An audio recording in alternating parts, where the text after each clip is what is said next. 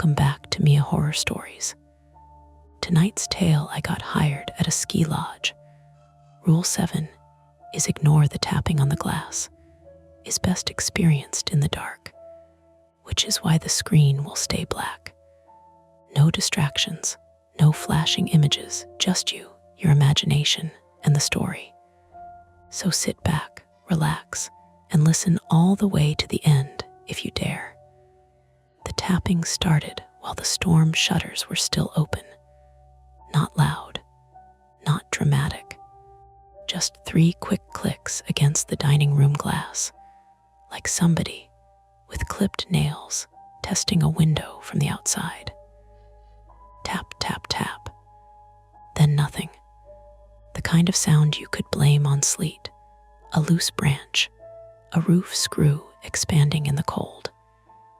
Except the windows on that side of the lodge faced a 30-foot drop into packed snow and black fir trees, and the glass was too clean for anything to have hit it by accident. My name is Elliot Voss, 29, male, from Vermont, and I had taken the winter maintenance job at Kestrel Ridge Lodge because I needed money badly enough to stop asking questions.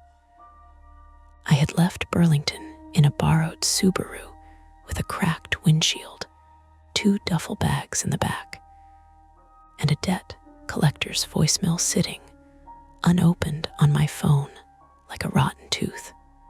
The lodge sat above Stowe, tucked up a private road that the plows reached only when they felt like it, and the job listing had sounded almost too neat. Room, board, hourly pay, overtime during storms. I told myself I was lucky. By my 3rd night, I knew luck had nothing to do with it. Wind, said Mara Duval, 34, female, from Lyon, France, without looking up from the reservation tablet. She was the night manager, narrow-shouldered and sharp-eyed, with a streak of gray at her temple that made her seem more tired than older. Old building, old glass, it talks. We were standing in the dining room after closing, surrounded by the thick smells of lemon cleaner, wood smoke, and the last of the beef stew from dinner service. The lodge lights were dimmed to their overnight setting, which meant every brass fixture threw a weak amber puddle onto the floorboards and left the ceiling beams in shadow. Outside, snow moved sideways past the windows. I had a mop in one hand and a bucket by my boot. That wasn't the building, I said. Mara finally looked at me. Not annoyed exactly, measuring. It is always the building until it is not, she said. And tonight, it is the building. That was the kind of sentence people used at Kestrel Ridge when they wanted a conversation to die quietly.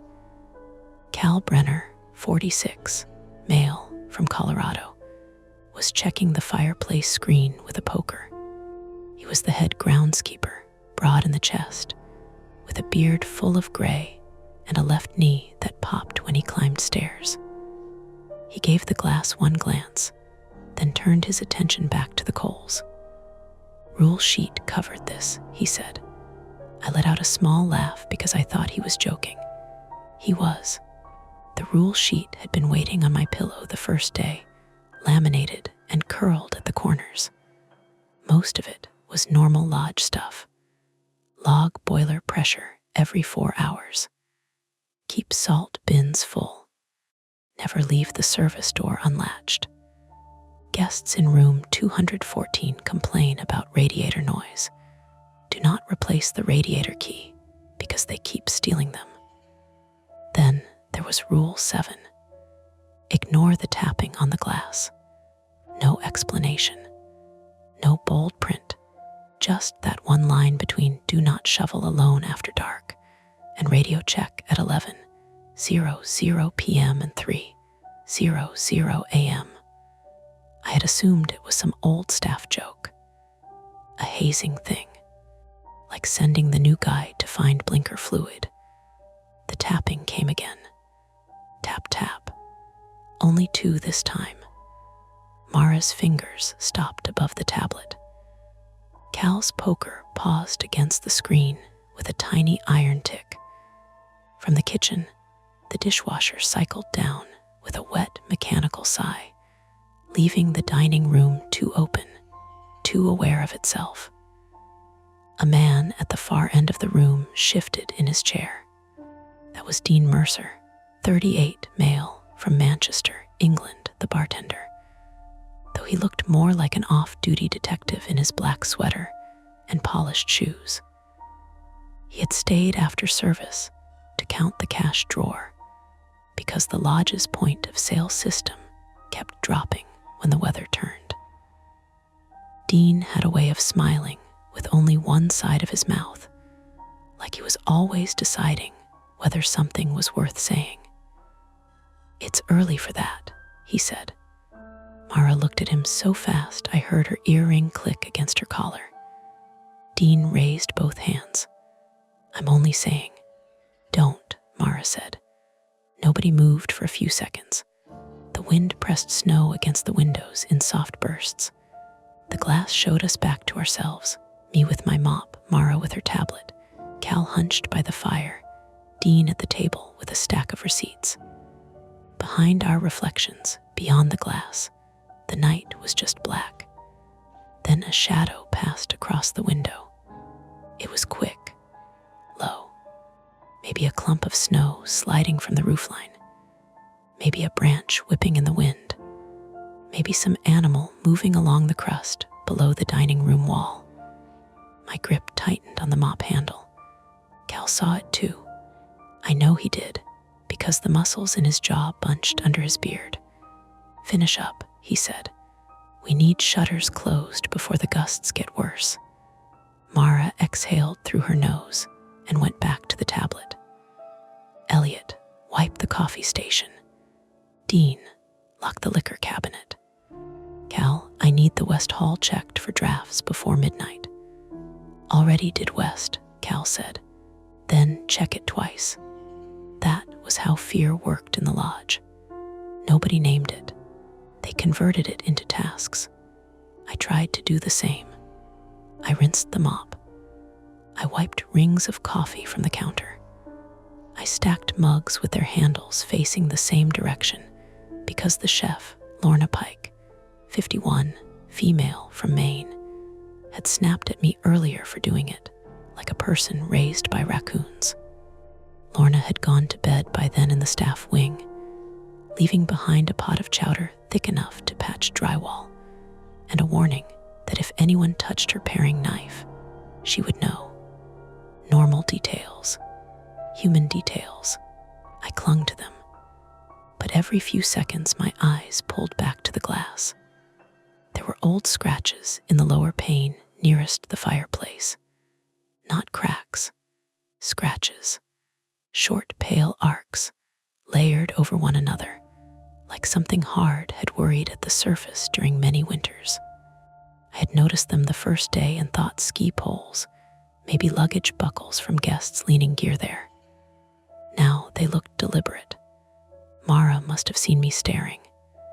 "Elliot," she said quietly. I turned, her voice softened, which somehow made me more nervous.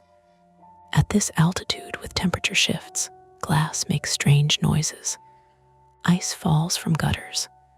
Porcupines climb where you think they cannot. Guests drink too much and wander. You understand? "Sure," I said. "No, you don't." She tucked the tablet under one arm. "But you will. For now, follow the rules even when they seem stupid." Dean closed the liquor cabinet with a brass click. Especially then, I looked from him to Mara. "So it's not a joke." Cal made a sound that was almost a laugh. "Kid, this place doesn't pay enough for jokes." I hated being called kid, mostly because men used it when they could already tell I wanted their approval. That was my flaw, or one of them. I had spent most of my 20s saying yes too quickly. Yes to extra shifts. Yes to friends who needed money. Yes to an ex who knew exactly when to cry. Yes, to a boss in Burlington who had asked me to sign off on repairs I hadn't done right before the inspection failed, and he let me take the blame. Kestrel Ridge was supposed to be me learning to keep my head down. Still, I heard myself ask, what happens if someone doesn't ignore it? Mara's expression closed. Before she could answer, the radio on Cal's belt crackled. Not speech, just static, a thin tearing sound. Cal unclipped it. Base to staff, say again, more static. Then a voice came through, faint and broken. Front entry. It was Sophie Klein, 22, female from Austria, the front desk clerk. She had been on shift in the lobby since 8, curled behind the desk in a cream sweater, studying hospitality management flashcards between guest requests. It was cheerful in a careful way, like someone practicing adulthood in real time. Earlier that evening, she had asked me whether Americans really put marshmallows on sweet potatoes, and when I said yes, she looked genuinely wounded. Cal pressed the talk button. Sophie, repeat, a pause. Then Sophie again, clearer but shaking. There is someone at the front entry. Mara was already walking. We followed her through the dining room arch into the main hall. The lodge changed at night when the guests went upstairs. During the day, it was all boots thumping, children whining about mittens, espresso grinding, ski jackets dripping onto mats. At night, the place became beams and shadows and old carpet smells. The mounted antlers above the reception fireplace threw crooked shapes onto the wall. Sophie stood behind the front desk, one hand on the phone, the other resting near the drawer where Mara kept the bear spray. Her blonde hair was pulled into a loose braid, and her face had gone pale around the mouth. Past her, through the front doors, the porch lights showed snow blowing across the entry steps. No one was there. Mara slowed. Where? Sophie pointed at the glass panel beside the door. He was right there. He, Cal asked. I think, Sophie swallowed. A person hood up, close to the glass. Dean came up behind us, smelling faintly of bitters and dish soap. Guest locked out. No tracks, Cal said. He was right. The porch had a fresh skin of snow over it, smooth except for wind ripples near the stone columns. No boot prints, no drag marks, no disturbance by the door. Sophie saw it at the same time we did.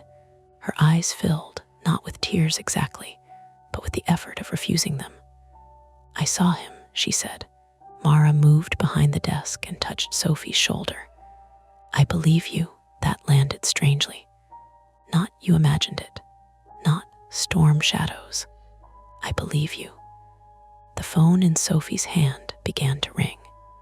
She flinched hard enough to knock a pencil cup sideways. Pens scattered over the desk blotter. Mara picked up the receiver. Kestrel Ridge front desk. We all listened to half a conversation. Yes, Mr. Halpern, no. The power is stable. Yes. The plows are scheduled for morning. No, sir. I don't recommend driving tonight because the access road is iced under powder. Yes. Even with 4-wheel drive. Mara closed her eyes briefly. Room 306. Halpern. I remembered him from dinner. A retired attorney from New Jersey who had complained that the venison was too regional. Mara hung up with controlled care. Guest wants to leave, she said. Cal rubbed his forehead. Of course he does. The radio crackled again. This time, every unit in the lobby answered with the same burst of static. Cal's belt, the base charger behind the desk, the spare handset on the wall. For a second, the sound filled the lobby like dry paper being crushed. Then underneath it came tapping. Not from the dining room now, from the front glass. Tap, tap, tap, 3 slow knocks, each one spaced neatly apart. We all faced the door. There was nothing on the porch, just snow crossing the light. Sophie whispered something in German and stepped back from the desk. Cal moved first. He went to the side window, careful not to stand directly in front of the door, and looked out at an angle. His posture changed. Not panic, training, habit. A man who had fixed machines, pulled cars out of ditches, found lost hikers before hypothermia made them stupid. Could be ice off the sign, he said. The sign is above the walkway, Dean said. I know where the sign is. Mara opened the drawer and took out the bear spray. She did not point it at anything. She just held it low against her leg. That made the room feel colder than the storm did. Then the elevator dinged. All of us turned. Doors opened, and Mr. Halpern stepped out wearing a camel-colored coat over plaid pajama pants, boots unlaced, his silver hair smashed flat on one side.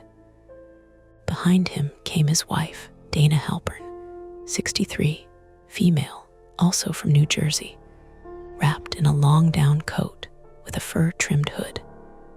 She clutched a small designer dog against her chest.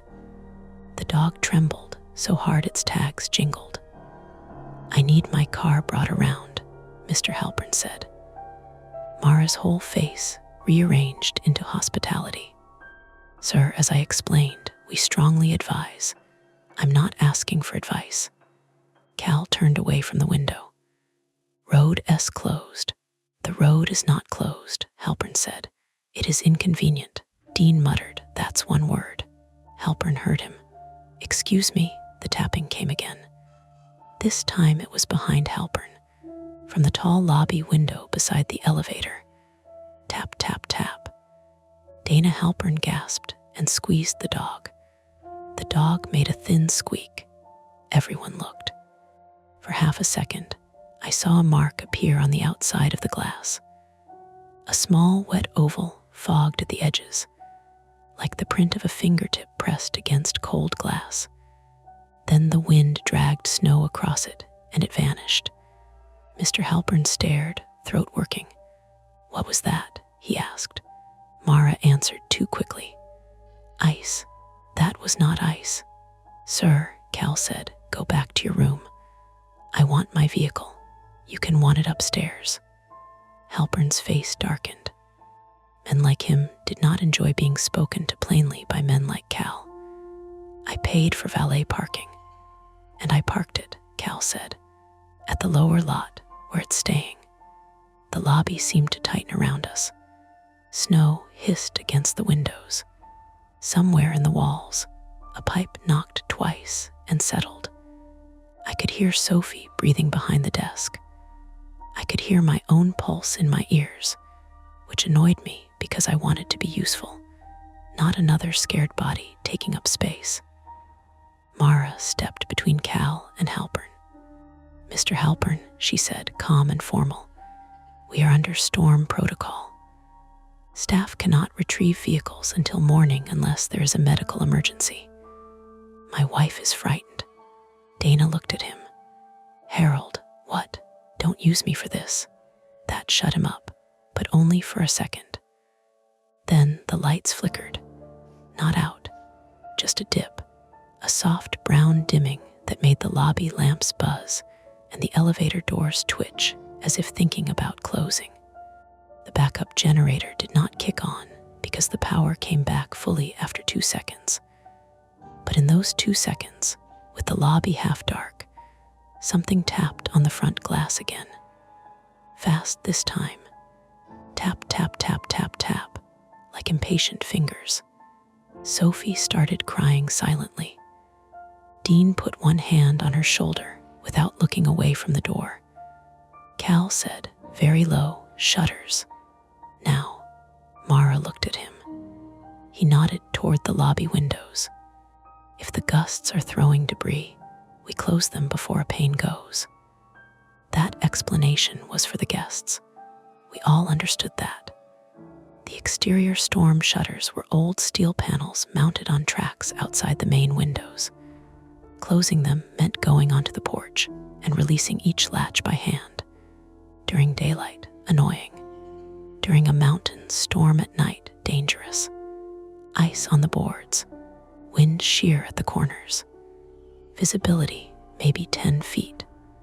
And whatever had been tapping. Mara looked at me. "You don't have to." That was the worst thing she could have said. Because of course I did. Or I felt like I did. I needed this job. I needed to not be the guy who froze when other people acted. I needed to prove something to strangers who hadn't asked me to prove anything. Cal was already pulling on his gloves. "I'll go with him," I said. Mara held my gaze for a moment, and in her eyes I saw a warning wrapped in pity. Dean spoke from behind us. "Rule 7 says ignore it. It doesn't say open the door." "No," Cal said, checking the bear spray Mara handed him. "But Rule 2 says protect the glass." The tapping stopped. That was somehow worse. Outside, the porch lights swung slightly in the wind, making the snow move in bands of gold and black. Cal reached for the front door latch, then paused. "Last chance," he said to me. I looked at the smooth snow on the porch, at the blank glass, at Sophie wiping her cheeks with the cuff of her sweater, at Mara standing very still with the radio in one hand, at Mr. Halpern, suddenly quiet, holding his wife's elbow like he had remembered he could lose things. Then I nodded. Cal opened the door, and the storm pushed its way inside. The cold hit like lake water, not cinematic, not a dramatic wall of ice, just instant pressure in the sinuses and throat, the kind that made your teeth ache when you inhaled too fast. Wind shoved through the open doorway carrying powdered snow that skittered across the lobby tiles and melted into dark freckles. Cal stepped out first with his shoulders hunched, one gloved hand gripping the porch rail. I followed, and Mara pulled the door shut behind us so quickly it almost clipped my heel. The latch clicked. Immediately, the storm swallowed most of the indoor sounds. The murmur of voices, the elevator hum, the crackle from the fireplace, gone. Outside, there was only wind grinding through the trees and the sharp hiss of snow scraping wood and stone. The porch lights cast weak cones through the blowing white. Beyond them, the mountain disappeared completely. "Stay left side," Cal shouted over the gusts. "Don't walk center boards. Ice underneath." I nodded even though he probably couldn't see it. The porch wrapped around the lodge in a wide U shape, lined with heavy windows overlooking the valley. Steel storm shutters sat folded against the exterior walls like giant gray wings. To close them, we had to release the retaining latches manually and drag the panels across the glass. Cal reached the first latch and yanked it free with a metallic clack. The shutter groaned along its track. I grabbed the edge to help, nearly lost my footing immediately, and caught myself on the wall hard enough to bark my elbow. Pain shot into my fingers. "Careful," Cal snapped. "I'm fine. You won't be if you go over." Below the porch railing, the ground dropped steeply toward the tree line. Snow had drifted high enough that depth was hard to judge. 10 feet in some places. Maybe less, maybe more. A fall could mean a broken ankle if you got lucky. The shutter slammed shut over the first window. Inside, through the remaining uncovered panes, I could see the lobby lights and the clustered shapes of the others watching us. Sophie still stood near the desk. Dean had moved beside the fireplace. Mara was pacing with a radio pressed to her ear. Another gust hit. Something rattled farther down the porch. I turned too quickly. Just one of the hanging metal ski decorations swinging on its chain. Probably. Cal moved to the second shutter. Focus. We worked in silence after that, except for short, practical exchanges. Tracks frozen. Push higher. Watch your footing. The wind intensified as we moved farther from the front entrance. Snow found every opening in my clothes, collar, sleeves, waistband, until my skin felt rubbed raw with cold grit. My eyelashes kept sticking together. Then the tapping started again. Not ahead of us this time. Behind us. Tap, tap, tap. I stopped. The sound had come from one of the uncovered lobby windows near the entrance. I could see light glowing behind the glass, warm yellow against the storm. The figures inside shifted uneasily. Cal didn't turn around. "Keep moving," he said. "You heard that." "Yes, what is it?" "Doesn't matter. That's not an answer." He finally looked at me, snow crusted in his beard. "You think we're having this conversation because I enjoy it." Another tap sounded. Slower. Tap, tap. The noise was oddly delicate beneath the wind. Fingertips against a fish tank. I stared toward the glass, trying to catch movement behind the swirling snow. Nothing stayed visible for more than a second, just white streaks crossing light. Then I noticed something else. No new snow had settled directly beneath the window. The rest of the porch carried a thin, fresh layer from the storm, but the boards below the tapping pane were disturbed. Smudged, swept clean in uneven arcs, as if someone had brushed snow aside with their boots. "Cal," he followed my gaze. For the first time that night, I saw real alarm touch his face. Not panic, recognition. He walked toward the marks immediately, boots crunching hard against the porch boards. I followed despite myself. The disturbed snow ended near the railing. No footprints led away from it. Cal crouched stiffly, his bad knee popping audibly even through the wind. He shined his flashlight downward between the rail posts. "What?" I asked. He didn't answer. I leaned carefully beside him. The beam caught the slope below the lodge. Dense trees, buried rocks, wind tearing powder sideways through the dark. Then the light landed on something halfway down the incline. A ladder, not a proper extension ladder. One of the old aluminum maintenance ladders from the lower storage shed. It lay crooked against the slope, half buried already, one side rail bent. "How the hell did that get there?" I said. Cal's jaw tightened. "That ladder was chained in the equipment cage." "You sure?" "I chained it myself." The tapping came again above our heads. We both looked up instinctively. The lobby window stared back at us, glowing gold. No one visible behind it now. Just our own distorted reflections. And Mara's voice crackled from Cal's radio. "Cal, respond." He grabbed it immediately. "Go, you need to come inside." "Why?" A burst of static swallowed part of her reply. Then, power fluctuations, generator warning. Cal swore under his breath. The lodge generator sat in a detached utility building behind the main structure. If the main power failed and the generator didn't kick properly, pipes could freeze within hours at that temperature. Worse, the heating system would die. 50 guests trapped on a mountain road in a blizzard without heat became an emergency fast. "How bad?" he asked. "Control panels throwing faults." "I'll check it after shutters." "No," Mara said sharply. Now he hesitated. The tapping resumed, fast now, irregular, tap, tap, tap, tap, tap, like somebody impatient and cold. I hated how much my body reacted to it. Every sound seemed to bypass logic entirely and go straight into muscle and breath. Cal rose slowly from the railing. "Inside," he said. We hurried back through the blowing snow, securing only half the shutters on the front side before retreating to the lobby. The heat hit damp clothes unpleasantly, turning the cold on my skin clammy instead of sharp. My ears rang as the wind noise faded behind the closed door.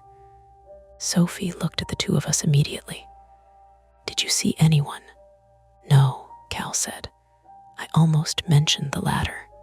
Something stopped me. Maybe the look Mara gave him. Maybe the way Dean subtly straightened when we walked in, like he expected bad news and was bracing for the exact shape of it. Cal unclipped the radio and handed it to Mara while stripping off one glove with his teeth. "Generator. Voltage drops twice in 10 minutes, she said. Kitchen lights flickered downstairs too. Fuel line, maybe." Dean crossed his arms. "Or snow drift blocked the vent again. Not in this wind direction." The Halperns lingered nearby, pretending not to listen. Dana clutched the dog so tightly its eyes bulged slightly. Mr. Halpern pointed toward the windows. I heard knocking. Nobody answered him. That silence irritated him more than fear did. You could tell. "I'm speaking to you," he said. Mara kept her attention on Cal. "If we lose heat, we consolidate guests in the dining room near the fireplaces." Mr. Halpern stepped forward. "Are you people hiding something?" Dean gave a humorless smile. "Sir, if we were good at hiding things, you wouldn't be asking." "Dean," Mara warned. "No, seriously. There's clearly..." The lights dimmed again. This time they stayed dim. A low mechanical groan rolled somewhere through the building, the kind of sound old systems make right before quitting. Every person in the lobby froze. Then the emergency lights snapped on overhead in dull red strips. The main power had failed. A few guests shouted upstairs. Doors opened. Footsteps thudded overhead. The dog started barking hysterically. "Generator should have kicked by now," Cal muttered. Mara was already moving behind the desk, grabbing flashlights from the charging dock. "Elliot, with Cal," I blinked. "What? You know maintenance routes better than anyone else here besides him." "That's been 3 days, and tonight it makes you second place." Cal shoved a flashlight into my chest. "Coat back on." The reality of it settled hard in my stomach. The generator building sat roughly 80 yards behind the lodge, past the supply path and propane tanks. In daylight, easy walk. In storm conditions, different story entirely. "You think it's the fuel line?" I asked. "I think if we don't get heat back, the sprinkler pipes freeze by morning, and we evacuate 50 people down a mountain road during a blizzard." That answered enough. Upstairs, a child began crying. Mara raised her voice toward the mezzanine. "Please remain calm. Backup power is being restored." The words sounded practiced. Too practiced. Sophie leaned closer to Mara and whispered something I couldn't hear. Mara's expression changed immediately. "What?" Cal asked. Sophie swallowed. "Room 214 is not answering." Dean looked up sharply. "The couple with the radiator complaint?" I asked. Mara nodded once. "Maybe asleep," Dean said, though he didn't sound convinced. "No guests sleep through alarms and darkness," Mara replied. Cal rubbed snowmelt from his forehead. "I'll check after generator." The tapping interrupted him. Loud, directly overhead. Every head in the lobby jerked upward toward the mezzanine windows above the front entrance. Tap, tap, tap, tap, tap. Not random now. Rhythmic. A child upstairs screamed. Mr. Halpern backed away from the glass so fast he nearly slipped on melted snow near the rugs. Dana whispered, "Harold, stop talking." Nobody laughed. Cal looked at Mara. Mara looked at Dean. There was history in that exchange, the kind formed by repeated bad nights. Dean finally spoke quietly. "Somebody's outside in this weather, they'll die." Cal's face hardened. "You open that door and maybe more than them die." I stared at him. "What does that mean?" He ignored me. Another heavy knock struck the upstairs glass, not fingertips this time. A fist. Boom. The entire lobby flinched. And then, cutting through everything else, came the sound of breaking radio chatter, a voice. "Help." Static swallowed the rest. Cal grabbed the desk radio. "Say again." More static. Then clearer. "Storage path, please." My scalp prickled instantly because I recognized the voice. Lorna Pike, the chef. Mara's face lost color. She went to smoke. "When?" Cal demanded. 40 minutes ago." "Why didn't anyone say anything?" "She does it every storm," Dean snapped back. "She goes out the side exit and sits near the storage awning." Cal keyed the radio hard enough his glove squealed against the plastic. "Lorna, respond." Nothing. Then one final burst. "Someone's outside." The transmission cut dead. The lobby became very still. Outside, wind battered the building in long, low surges. Somewhere upstairs, a guest was praying loudly enough for us to hear. Cal looked toward the dark hallway leading to the rear service exit. The storage path, the same direction as the generator building. Mara spoke first. "We call County Rescue." "They won't reach us for at least an hour," Cal said. "And if she's injured," he didn't answer immediately, because we all knew the answer. In that cold, an hour could be enough. My chest tightened unexpectedly hard. Not because of Lorna specifically, though I liked her, but because this was exactly the kind of moment I failed in. Pressure, decision, responsibility with witnesses. The memory flashed up anyway, the inspection back in Burlington.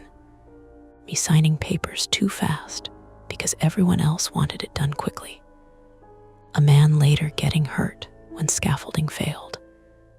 Not killed, but close enough that I still dreamed about the ambulance lights some nights. I had promised myself after that I would stop letting fear make choices for me. Cal grabbed 2 heavier winter parkas from the hooks near the mudroom. "One trip," he said. "Generator and Lorna. We stay on radio contact." Mara stepped closer. "You hear tapping, you ignore it." "I know the damn rule." "No," she said quietly. "I mean it." Cal looked away first. That unsettled me more than the storm did.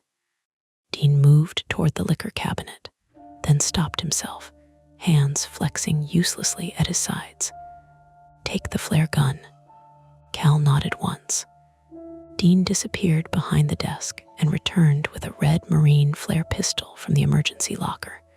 I stared at it. "Why does a ski lodge have a flare gun?" "For snowcats," Dean said, "and because radios fail." Another bang sounded from upstairs. Glass rattled, not broken. Yet, Sophie covered her mouth. Cal shoved the flare gun into his coat pocket and looked at me.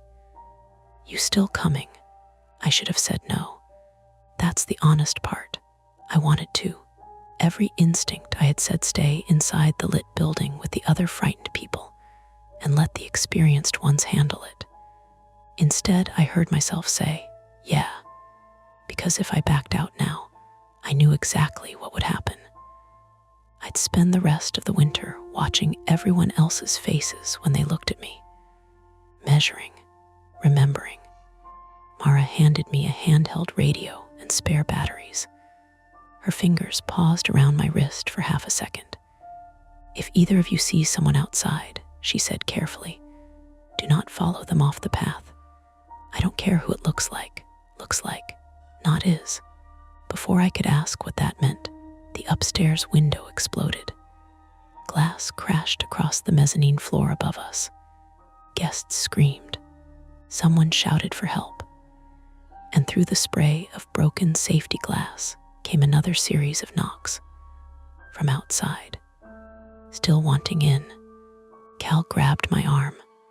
"Move," he barked, and together we ran toward the rear exit and the storm beyond it.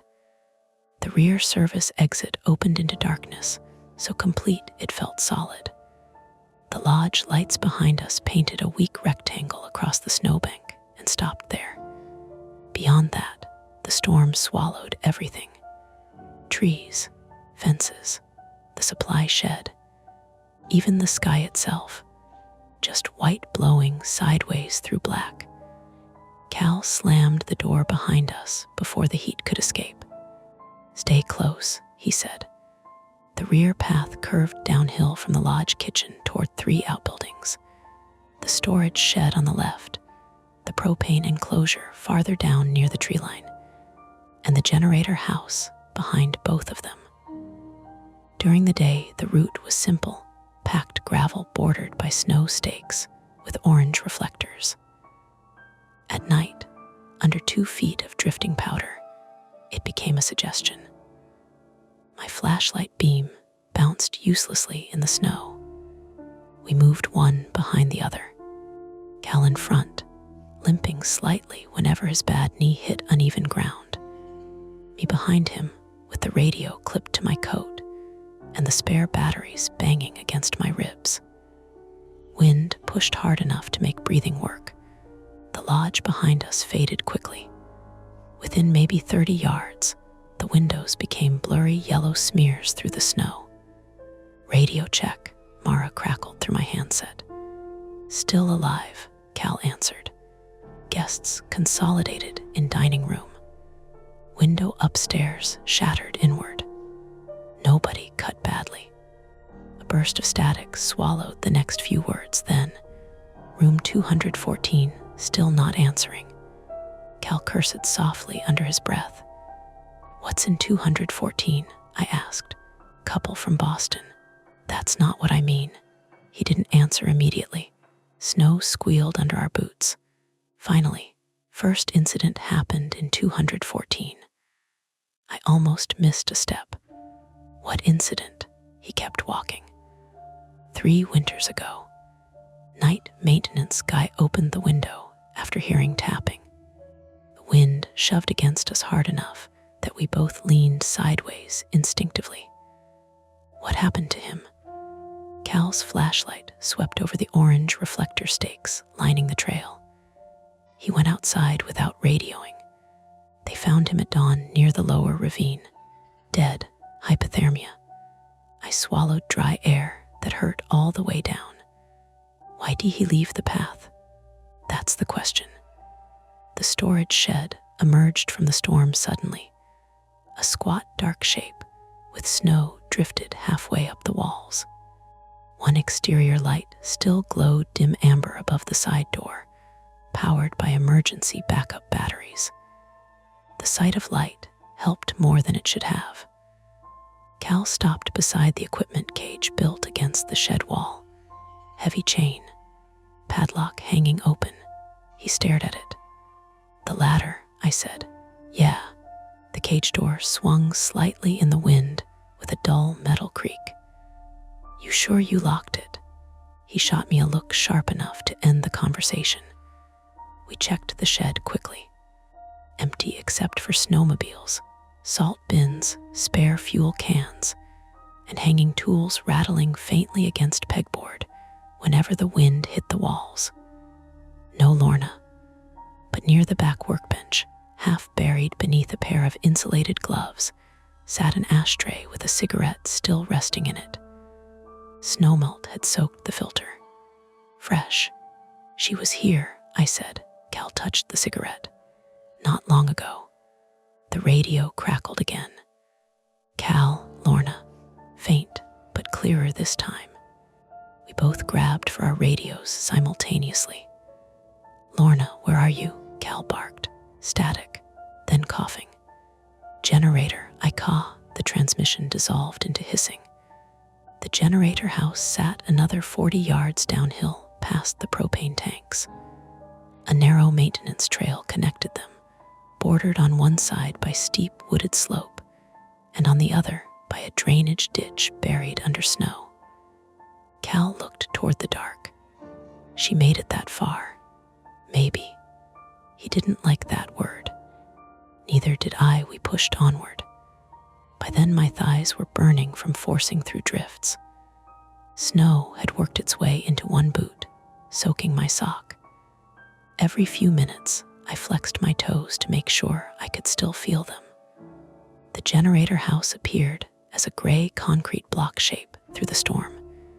Its exterior security light was dead. That bothered Cal immediately. Backup battery should still power that, he muttered. A deep metallic banging sounded from somewhere behind the building. I froze. The noise came again. Hollow, irregular, bang, scrape, bang. My pulse kicked hard. Cal lifted his flashlight slowly toward the rear corner of the structure. The beam found a loose sheet of corrugated metal slamming against the fence line in the wind. Nothing else. I exhaled shakily. Cal glanced at me. Mountain storms do half the scaring for free. The generator house door stood partly open.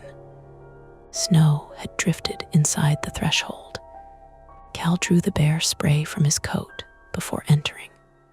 I noticed that and suddenly became aware of how isolated we actually were. Two men in a concrete utility shack, while a blizzard buried the world outside. The generator filled most of the room. A massive diesel unit bolted to the floor beside fuel tanks and electrical panels. The air smelled like oil, cold metal, and exhaust. One emergency lantern still glowed weakly on the far shelf, and Lorna Pike sat slumped against the wall beneath it. My heart lurched so hard it hurt. Lorna. She stirred immediately, blinking at us in irritation more than fear. Well, don't sound so disappointed, she croaked. Relief hit me so suddenly my knees felt watery. Lorna's thick winter coat was dusted white with snow. Blood streaked one side of her forehead where she'd apparently clipped the electrical panel. Cal crouched beside her. You okay? I'm cold and pissed off. She pointed vaguely toward the generator. Thing coughed twice, then died. Tried restarting. Slipped. What happened on the radio? Said somebody was outside. Cal and I exchanged a quick glance. Lorna saw it and frowned. Oh, don't start that expression. What expression? The one where everyone suddenly acts like they're in a campfire story. She tried standing and winced sharply. Ankle, Cal asked. Knee, twisted it. Cal checked the generator controls while I helped Lorna sip from my water bottle. Up close, she smelled strongly of cigarette smoke and kitchen grease. Fuel pressure's gone, Cal muttered. Line froze. Fix it, I asked. Maybe, that maybe again. He opened a side panel and shined his flashlight inside. Ice-crusted part of the intake assembly. How long? Lorna asked. Depends. That means long. Outside, something knocked against the wall. All three of us went still, not tapping. A heavier sound, thunk, then dragging. Lorna looked toward the door uneasily. That started before you got here. What started? Sounded like somebody walking around outside. Cal kept working without looking up. Probably branches. There are no branches near the generator house. Thunk, scrape, closer this time. I realized I was holding my breath. Cal straightened slowly. Elliot, check the rear vent. What? Outside. Make sure drift snow didn't block it. The idea of stepping back outside alone made my stomach tighten instantly. He saw it on my face. It's 10 feet around the corner. You go. I'm elbows deep in frozen fuel line. Lorna gave me a flashlight from the shelf. Congratulations. You're junior maintenance now. I hated that both of them were watching me, because refusing would mean admitting exactly how scared I was. I stepped back into the storm. The cold hit harder after the relative shelter inside the generator house. Wind whipped snow into my eyes immediately. The rear vent sat on the far side of the building, facing downhill toward the trees. I followed the wall carefully, one gloved hand sliding along rough concrete. Thunk. The noise came again somewhere ahead of me. I rounded the corner too quickly and nearly shouted. A figure stood beside the fence, tall, motionless, human-shaped beneath layers of snow. My flashlight beam jerked wildly before settling.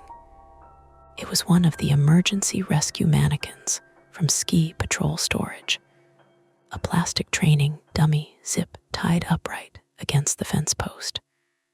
Snow had accumulated on its shoulders and hood, making it look disturbingly real in the dark. I actually laughed once, loud and shaky, then immediately felt stupid for laughing at all. The vent was half blocked by drifted snow. I kicked it clear with my boots until cold air blasted properly through the grate. As I turned back toward the generator door, my flashlight passed briefly across the slope below the building. Something reflective flashed between the trees. I stopped. The beam caught it again. Goggles. A pair of ski goggles hanging from a branch maybe 20 yards downslope, their mirrored lenses reflecting my light. No, not hanging. Wearing. Somebody stood down there. My chest locked. The figure was partly obscured by blowing snow and tree trunks, but I could make out dark winter clothing and pale reflective goggles pointed directly at me. Too still. Way too still. Cal, I shouted. The figure moved immediately, not toward me, away, fast, crashing through snow downhill between the trees. Adrenaline overrode thought. I took 2 steps after them automatically before Mara's earlier warning slammed back into my head. Do not follow them off the path. The trees swallowed the figure almost instantly. Then I heard something else from farther downhill. A voice, faint, crying for help. My stomach dropped. Cal, he burst from the generator house with the flare gun already in hand. Lorna limped behind him, gripping the doorway. What? There's someone down there. The voice came again through the wind. Weak, human, definitely human. Please, Lorna's face changed. That's Sophie. I listened harder. God help me, it did sound like Sophie. Cal stared downhill toward the trees. Snow whipped across his flashlight beam in violent white sheets. That's impossible, he said. She's at the lodge, I replied automatically. Another cry drifted up, closer now. Help me, it sounded terrified. Lorna grabbed my sleeve. That's her. Cal keyed his radio violently. Mara, confirm Sophie location. Static, nothing else. He tried again. No response. The radios were failing. Voice cried out once more, and this time panic cut through it clearly enough to raise every hair on my arms. I took a step downhill before I realized I'd moved. Cal caught my coat instantly. No, she could be hurt. And if that is Sophie, I looked at him. What does that even mean? His grip tightened painfully. I mean, people hear things out here. Storms bounce sound strange through trees. You leave the path, you get lost. The voice sobbed again. Lorna looked between us, breathing hard through clenched teeth. We can't just stand here. Cal's composure cracked for the first time since I met him. You think I don't know that? He snapped. A loud metallic pop came from inside the generator house. Then the emergency lantern died. Darkness crashed over us except for our flashlights. Shit, Cal hissed. He pushed past us back inside. I followed immediately. The generator control panel had gone completely black. No fuel pressure at all now, he muttered. Battery drained too. Lorna leaned heavily against the wall. Can it be restarted? Not from here. What does that mean? Cal looked at the floor for one long second before answering. There's a manual cutoff valve at the auxiliary tank. Where? He met my eyes reluctantly. Lower pump shed. I remembered the property map from orientation. Barely. The lower pump shed sat downslope beyond the tree line near the maintenance road switchback, roughly a quarter mile from the lodge by Summer Trail. Longer in deep snow. You've gotta be kidding. It's where the backup diesel line feeds from. The crying voice echoed faintly outside again, closer than before. Lorna whispered, Jesus. Cal grabbed the flare gun and shoved spare shells into his pocket. We get the fuel flowing manually, generator comes back, lodge gets heat and radios. And if we do, he didn't answer, because we all knew, frozen pipes, dead heat, 50 trapped guests. Side, wind slammed against the generator house hard enough to rattle the entire structure. Then came tapping. Not on the lodge windows now. On the generator house door. 3 slow knocks. Tap, tap, tap. Lorna made a small sound in her throat. The door handle moved slightly. Not turning fully, just testing. I stared at it, pulse hammering in my ears. Another voice drifted faintly through the storm outside. This one unmistakable. Mara, Cal. Her voice sounded distant and thin. Cal opened the door. All 3 of us froze. Because Mara was back at the lodge. She had to be. The tapping came again. And then the lights of the lodge vanished completely behind the storm. Not dimmed. Gone. Total darkness swallowed the mountain. Cal looked at us both. We go to the pump shed now, he said. Nobody argued, because the lodge had just lost every remaining source of power, and retreat was no longer safer than moving forward. The lower pump shed was not visible from the generator house. That was the first bad thing. The second was Lorna's knee. She made it maybe 20 yards before her leg folded under her, and she went down with a sound that was half curse, half breath leaving her body. Cal grabbed her under one arm before she slid toward the drainage ditch. I caught the other side of her coat, and for a second all 3 of us staggered together in the storm like one badly built animal. Leave me, Lorna said through clenched teeth. Shut up, Cal said. I'm not being dramatic. Said shut up.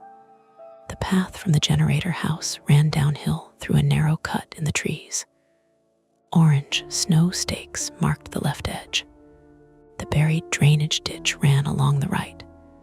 Beyond that, the land fell away into dense firs and broken rock. The pump shed was supposed to be at the bottom, just before the maintenance road switchback, a low green building beside the auxiliary diesel tank. Supposed to be. In that storm, distance became guesswork. The lodge behind us was gone. No lights. No warm windows. Nothing, just a black block somewhere uphill with 50 people inside it, slowly cooling. Cal looped Lorna's arm over his shoulder. Elliot stakes, count them. What? Every 10 feet. Count them so we don't drift right, so I counted. 1. Snow hit my face like thrown sand. 2. The trees creaked and popped overhead. 3. Somewhere downhill, that voice cried again. Sophie, Lorna whispered. Cal barked, no. The voice came from our right, beyond the drainage ditch. Thin, shaking. Please. I'm stuck. It did sound like Sophie. Not perfectly, but close enough to hurt. I kept counting because Cal had told me to. 4, the voice sobbed. Elliot, I stopped. Cal turned sharply. Do not, she said my name. No, you heard your name. That's the same thing. It is, the voice called again. Elliot, please. My body wanted to move toward it. It was stupid and deep and human. Someone says your name in the dark, and part of you answers before thinking. Then the beam of my flashlight caught the drainage ditch. Fresh boot prints cut across the snow. Real prints, not wind marks, not animal tracks. Human boots stepping from the path toward the trees. Cal saw them too. His face went flat. "Staff boots," he said. Lorna's breathing hitched. "Whose?" He crouched despite his knee and brushed snow from one print. "Size small, Sophie." For one horrible second, none of us spoke. Then the radio at my chest crackled. Mara's voice burst through, sharp and alive. "Elliot, Cal, Sophie is with me. Repeat, Sophie is inside." The voice in the trees called again, softer now. "Please," Cal looked at me. That was the moment Rule 7 stopped being weird and became practical. Ignore the tapping. Ignore the voices. Ignore the bait. Not because ghosts knocked on windows. Because someone outside understood panic. Someone had learned the lodge's routines, the staff names, the weak spots. Someone wanted doors opened and people separated. A person. That made it worse in a different way. We moved again. 5, I said, voice cracking. The voice behind us began to laugh. Not loud, not theatrical. Just a wet, breathless little laugh that dissolved into the storm. Lorna started crying from pain or fear, maybe both. She kept walking anyway. At stake 14, the pump shed appeared below us, half buried under wind-packed snow. A green door, a sloped metal roof, a chain-link cage around the auxiliary tank. One corner of the roof had peeled back, banging in the wind. Bang, scrape, bang. That was the sound we'd heard earlier, carried uphill. Misdirection. Real metal, real storm. I nearly laughed again, but there wasn't enough air. Cal leaned Lorna against the shed wall. Valve S in the cage. The cage gate was locked with a heavy padlock crusted in ice. Cal fumbled keys from his belt with stiff fingers, dropped them, swore. I dove after them and jammed my knee into a buried rock so hard white spots burst across my vision. Pain ran hot down my shin.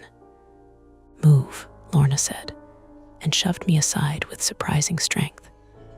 She took the keys, found the right one by feel, and worked the lock open while sitting in the snow with one leg stretched uselessly in front of her. The gate opened. Inside, the auxiliary tank loomed pale and rounded, its fuel line disappearing into the ground.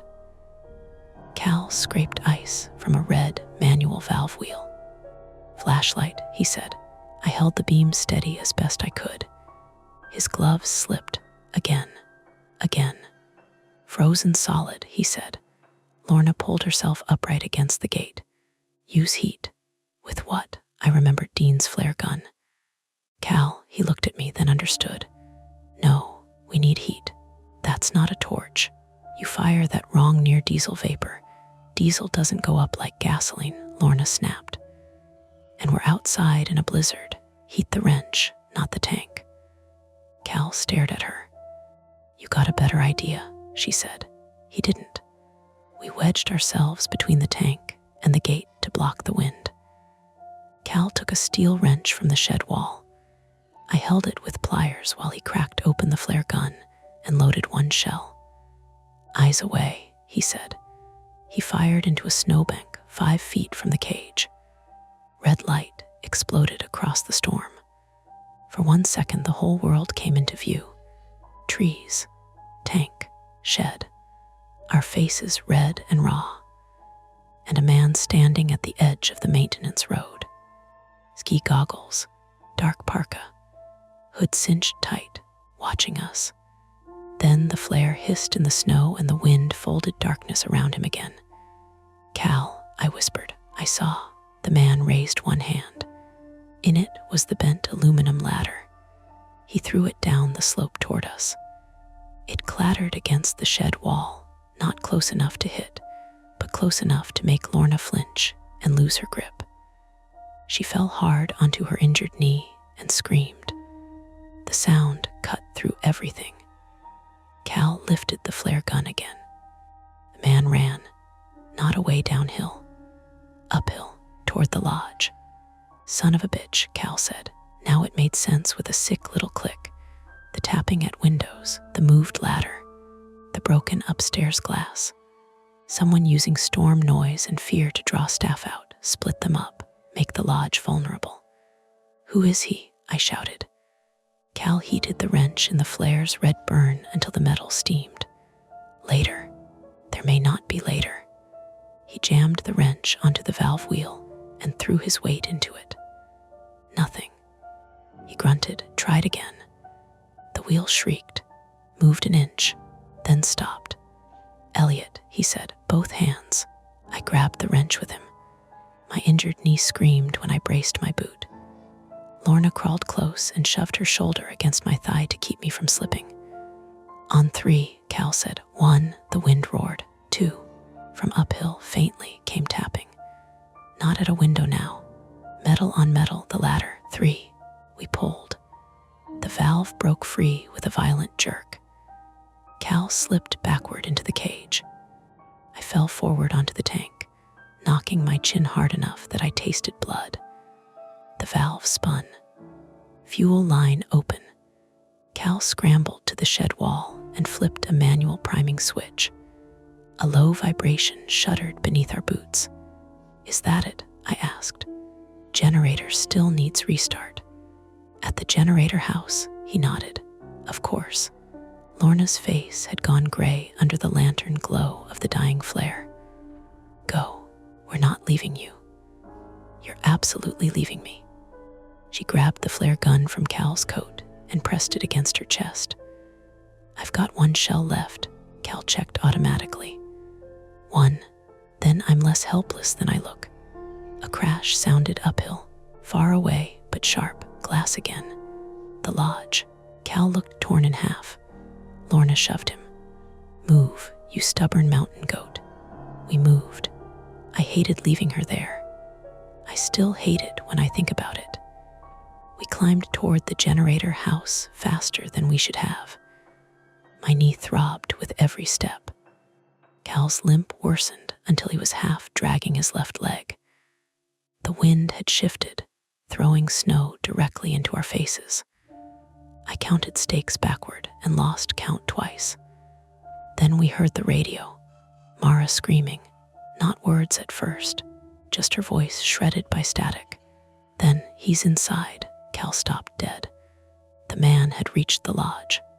"Where?" he shouted into the radio. Static. Then Dean's voice, "Dining room." He came through the broken mezzanine window. "He's got," a burst of feedback. Then nothing. Cal stared uphill. The generator house was close, the lodge farther beyond it. We had to choose, generator or people, heat or attacker. He looked at me, and for once he didn't seem like the adult in charge. I thought of Burlington, the signature, the scaffold, me doing what was easiest because I didn't want conflict.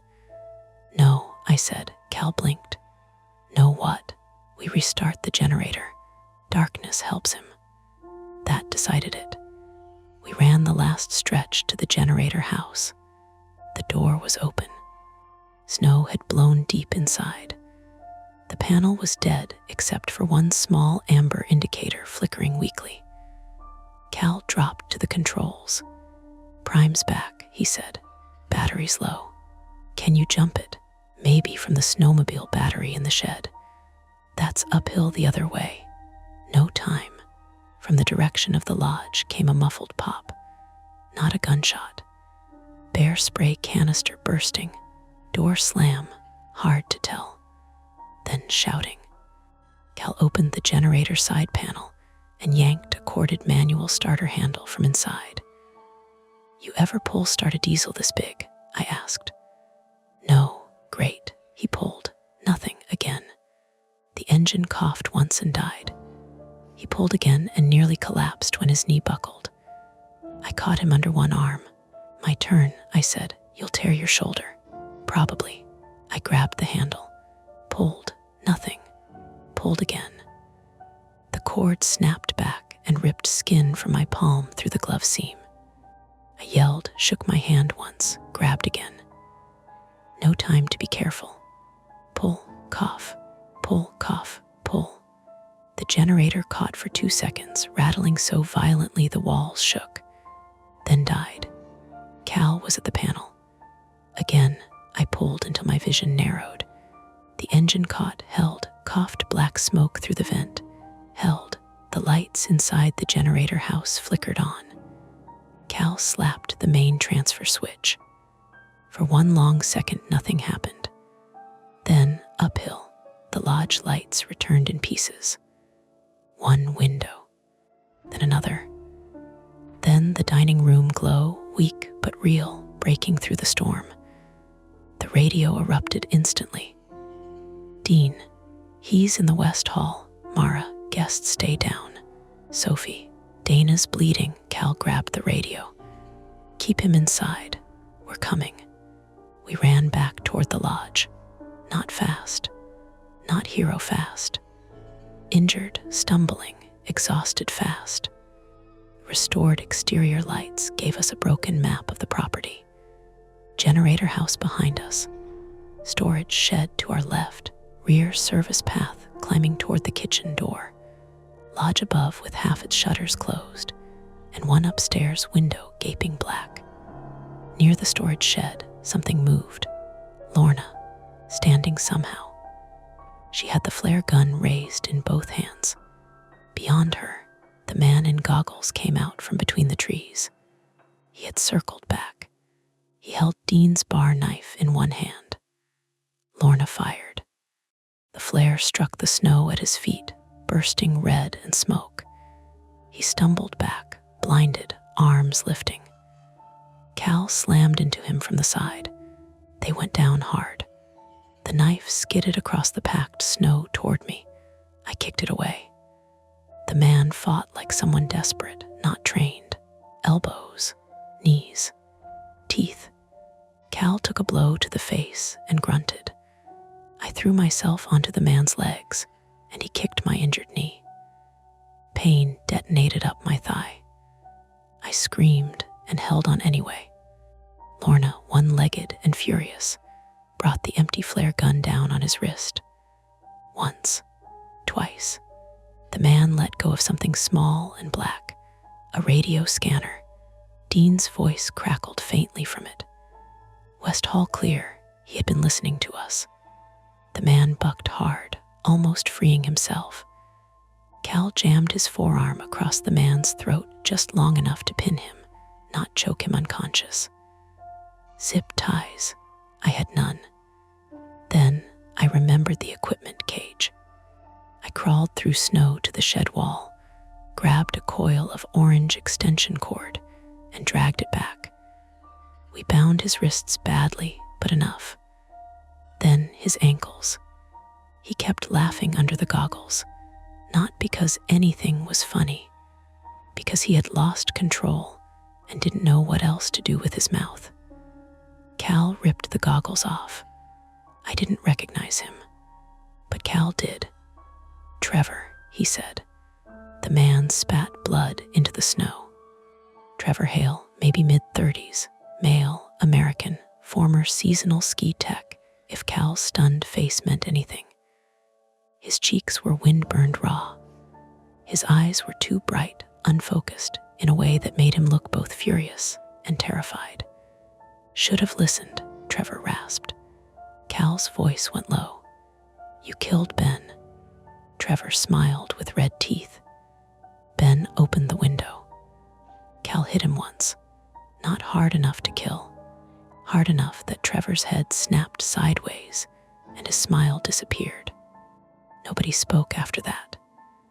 The lodge doors burst open uphill, and Dean came out with bear spray in one hand and a fire extinguisher in the other, which would have been funny any other night. Behind him, Mara shouted into a phone now that the landline booster had power again. County rescue, state police, ambulance, real help, finally reachable. I rolled onto my back in the snow and stared up at the storm-whitened sky. My hand pulsed. My knee felt wrong. Cal's nose was bleeding onto his beard. Lorna sat against the shed wall, shaking so hard her teeth clicked. The generator rumbled steadily behind us. The lodge glowed. For the first time all night, the tapping stopped. But inside my head, I still heard it. 3 soft knocks. Patient, waiting for someone to answer. By morning, the storm had softened into something almost gentle. Snow drifted steadily through pale blue light. The wind had dropped enough that you could hear individual sounds again: shovel scrapes, distant engine noise, the hollow drip of meltwater from the eaves. The mountain looked clean in the daylight, stripped of the madness it had carried overnight. That annoyed me more than if it had still looked dangerous. I sat on a folding chair in the lodge dining room with my left knee wrapped in compression bandages and my right hand stitched across the palm. The medic from County Rescue had said the knee was probably not fully torn, which is good news if you enjoy walking. He said it while chewing mint gum and trying not to stare at the blood crusted under my fingernails. The dining room smelled like iodine, coffee, wet wool, and burned diesel, drifting faintly from the restored generator system. Guests moved quietly around us. Too quietly. Nobody wanted to be the first person to act like the night had been normal. Dana Halpern sat near the fireplace with a blanket around her shoulders and the tiny dog tucked into her coat. Mr. Halpern had stopped complaining entirely. He stood at the window most of the morning, staring down the access road, where the plows were finally crawling upward in orange flashes between the trees. Sophie helped hand out coffee with both hands wrapped around each mug, as if she needed the heat physically anchored to her skin. Every loud noise made her flinch. Once, when someone dropped a spoon onto a plate, she nearly spilled an entire tray. Dean took it from her gently, without saying anything. The upstairs mezzanine window had been boarded over before dawn. From inside, it looked temporary and ugly. From outside, it looked like the lodge had lost a tooth. Cal sat across from me, with gauze taped over the bridge of his nose. He had refused transport to the hospital until the deputies finished questioning everyone. Now he stared into black coffee like it had personally betrayed him. "You should sleep," I said. "You should shut up." His voice held no real heat. That was about as affectionate as Cal ever got. Near the front desk, 2 sheriff's deputies spoke quietly with Mara. One of them occasionally glanced toward the rear doors leading to the maintenance path. Their boots left dirty salt rings across the lobby floor. Trevor Hale had been taken down the mountain around sunrise, alive, barely coherent, hypothermic, concussed, one wrist probably fractured from Lorna beating him with the flare gun. When the deputies loaded him into the rescue vehicle, he had alternated between laughing and screaming that the lodge kept inviting people outside. Nobody answered him.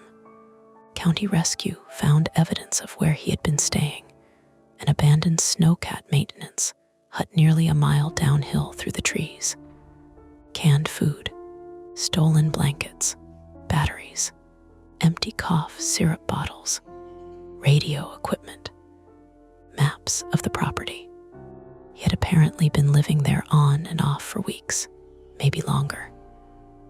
One deputy told Mara they were looking into an unsolved break-in at another seasonal property farther north. That was the official shape of the story now. A disturbed former employee exploiting weather conditions and isolation. And to be fair, that was true. Mostly. Lorna limped into the dining room around 9 in the morning, balancing a tray of scrambled eggs, because apparently near-death experiences did not exempt anyone from breakfast duty at Kestrel Ridge. Her knee was braced from thigh to calf. She moved with the careful anger of someone refusing to admit pain existed. "You look terrible," she told me. "You look radioactive."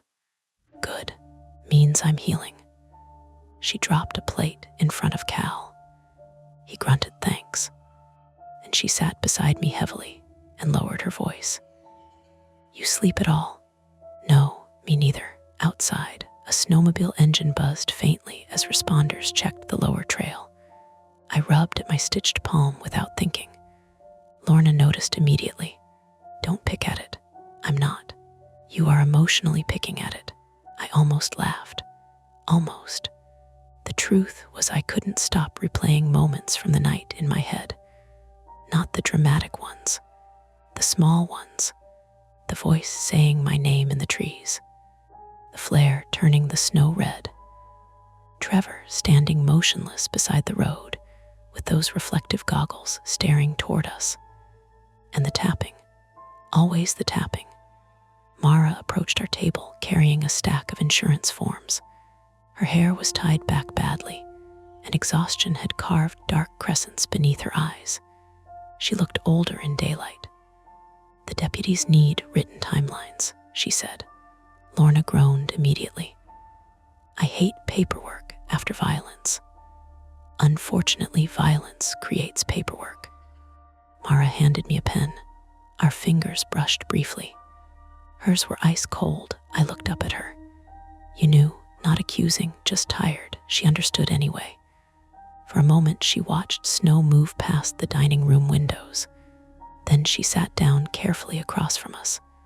"Ben Morty," she said, "the maintenance worker from 3 years ago."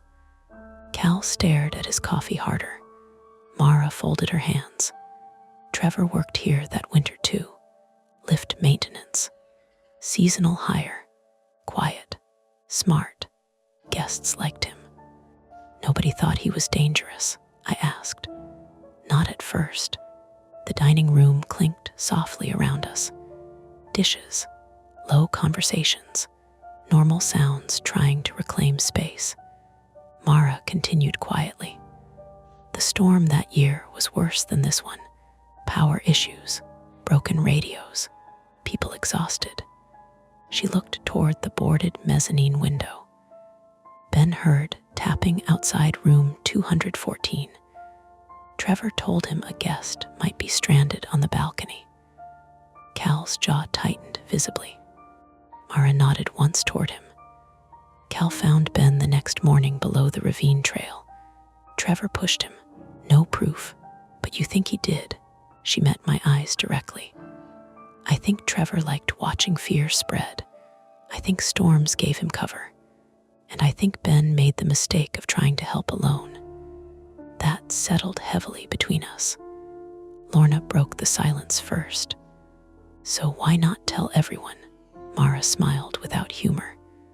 "Tell them what?" That a seasonal employee manipulated people during a blizzard and maybe killed someone. The owners wanted the death called exposure and negligence. Easier for insurance. Easier for guests. And the rules, we wrote them after. Rule 7. Ignore the tapping on the glass. Not folklore. Institutional trauma laminated into procedure. Cal finally spoke. "We should have called state police earlier." Mara nodded once. "Yes. No defensiveness. No argument, just yes." That somehow felt worse. A little after noon, deputies escorted guests individually to their vehicles as plows cleared the access road. Nobody complained anymore. Families packed quietly. Children stayed close to parents. People avoided the rear side of the lodge altogether. Dana Halpern stopped beside me before leaving. She touched the back of my chair lightly. "You did a brave thing." I opened my mouth automatically to deny it. then stopped, because bravery hadn't felt clean or noble out there. It had felt messy and frightened and stubborn. Mostly, it had felt like having no good options left. So instead, I just said, "Thanks." Her husband stood beside the door, holding the tiny dog under one arm. He looked like he wanted to say something too. An apology maybe, or gratitude. In the end, he simply nodded once and followed his wife outside. Dean watched them go while polishing glasses that were already clean. "You know what the strange part is?"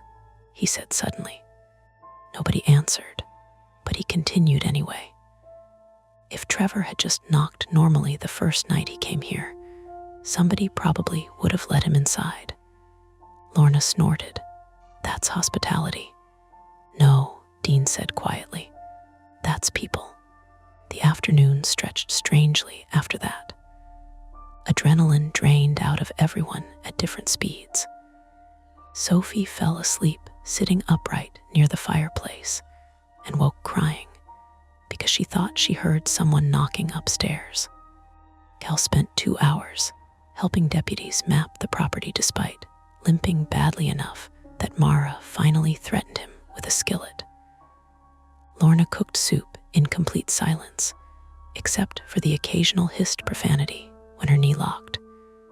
And me, I kept drifting toward windows, not intentionally. My eyes just checked them automatically now. Every reflective surface in the lodge carried a little pressure behind it. A possibility. At some point, Mara caught me staring at the dining room glass. "You don't have to stay," she said. I looked at her.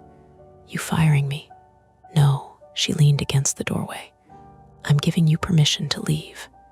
That landed harder than I expected, because part of me wanted exactly that. My Subaru was still parked out front beneath 6 inches of fresh snow. The roads would reopen fully by evening. I could drive south, find another job, another town, another clean start. But then I thought about Ben Morty, about Trevor living in those woods, while everyone at the lodge quietly adjusted their lives around fear instead of confronting it. About Mara carrying that guilt for 3 years. About Cal refusing sleep because he blamed himself for not stopping it earlier. And I realized leaving would feel too much like Burlington again. Signing the form, walking away, letting somebody else carry the weight. "I'll stay through the season," I heard myself say. Mara studied me carefully. "You sure?" "No," I admitted. Made her smile for the first time. A real one this time. Small and exhausted, but real. "Good answer," she said. That evening, after the last deputy vehicle disappeared down the mountain road, the lodge settled into an uneasy version of normal. Generators hummed steadily. Guests remaining for the week gathered near the fireplaces with board games and whiskey. Someone played soft jazz through the dining room speakers because silence had become unbearable. Snow still fell beyond the windows, but lighter now. Manageable. I helped Cal secure new plywood over the broken mezzanine section just before dark. My knee protested every stair. His nose had swollen purple across the bridge. Halfway through drilling the final board into place, he stopped suddenly and looked out across the slope below the lodge. "What?" I asked. "Nothing." But he kept staring. I followed his gaze. The storm had cleared enough to reveal the lower tree line and maintenance path under moonlit snow. Clean white slopes, dark firs, distant shape of the storage shed. No movement. Still, my skin tightened anyway. Cal eventually looked away first. "You know the worst part?" "What?" "Now people'll talk." "You mean the guests?" "No, staff."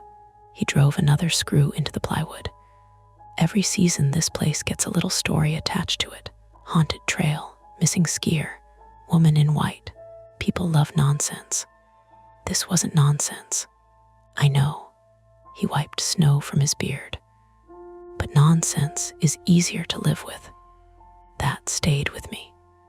Around midnight, I walked the West Hall alone during my first post-storm maintenance check. The lodge creaked softly around me, heating pipes ticking, floorboards settling, wind brushing the roofline. Room 214 stood dark and empty now. The Boston couple had left before noon without speaking much to anyone. I paused outside the door longer than necessary, then kept walking. At the end of the corridor, a narrow window overlooked the rear slope toward the trees. Snow reflected moonlight faintly enough that the landscape glowed silver blue. I checked the latch automatically. Secure. As I turned away, something tapped softly against the glass. My entire body locked. Tap, tiny, delicate. I stared at the window. Nothing outside except drifting snow. Then came another tap, lower this time. I forced myself closer. Slowly. My reflection moved toward me through the dark pane. Tired eyes, bruised face, borrowed lodge sweater. Tap. I looked down. A pine branch, loosened by melting snow above the roofline, swung gently against the outer wall in the wind. Its needles scratched faintly across the lower pane. I let out a breath I didn't realize I'd been holding. A normal sound. A completely normal sound.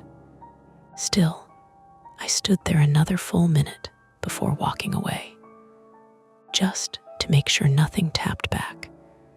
And that's the end of today's chilling tale. If you enjoyed this story and want more nights full of suspense, don't forget to hit that like button, subscribe to Mia Horror Stories, and turn on the bell so you never miss a scare. I've got plenty more stories waiting for you, so stick around and check out the other videos on the channel. Thanks for watching, and until next time, stay safe and don't look behind you. Welcome back to Mia Horror Stories. Tonight's tale, I found a survival guide specifically for my morning commute, is best experienced in the dark, which is why the screen will stay black. No distractions, no flashing images, just you, your imagination, and the story. So sit back, relax, and listen all the way to the end, if you dare. The first strange thing was the windshield wipers. They turned on by themselves while I was halfway across the Fremont Bridge, scraping dry glass with a rubber squeal loud enough to cut through the morning radio. Seattle traffic crawled around me in thick gray ribbons. Brake lights glowed in the mist. A concrete truck groaned beside my lane like it was dying slowly. I flicked the wiper control off. 3 seconds later, they started again. Come on, I muttered. I drive a 2017 Honda Civic that's old enough to have quirks, but not old enough to feel charming about them. Usually, the problems are small. Bluetooth cutting out. The tire pressure sensor screaming during cold weather. Nothing dramatic, but the wipers kept moving in steady, deliberate strokes across a perfectly dry windshield. The man behind me leaned on his horn when traffic started moving again. I realized I'd been staring. I hit the gas. That was when I noticed the folded paper tucked under my speedometer. I know it hadn't been there earlier. I would have seen it. It was wedged carefully between the clear plastic cover and the dashboard frame, like somebody had slid it there with intention.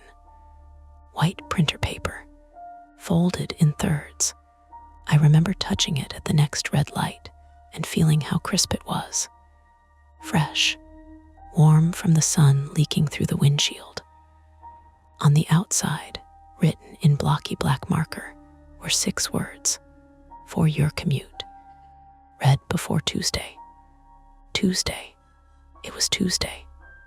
My name is Nolan Mercer. I was 32 then, living alone in a narrow apartment in Ballard with too many mugs in the sink and exactly one healthy plant I kept forgetting to water. I worked downtown as a claims investigator for an insurance company, which sounds more exciting than it actually is. Mostly, I reviewed accident photos and listened to people lie politely over speakerphone. I'd been taking the same commute for 4 years. Wake up at 6:10, coffee, podcast, 15th Avenue, merge onto I-5, exit near Columbia Center, repeat until death or retirement. There was comfort in the repetition, even if I complained about it constantly.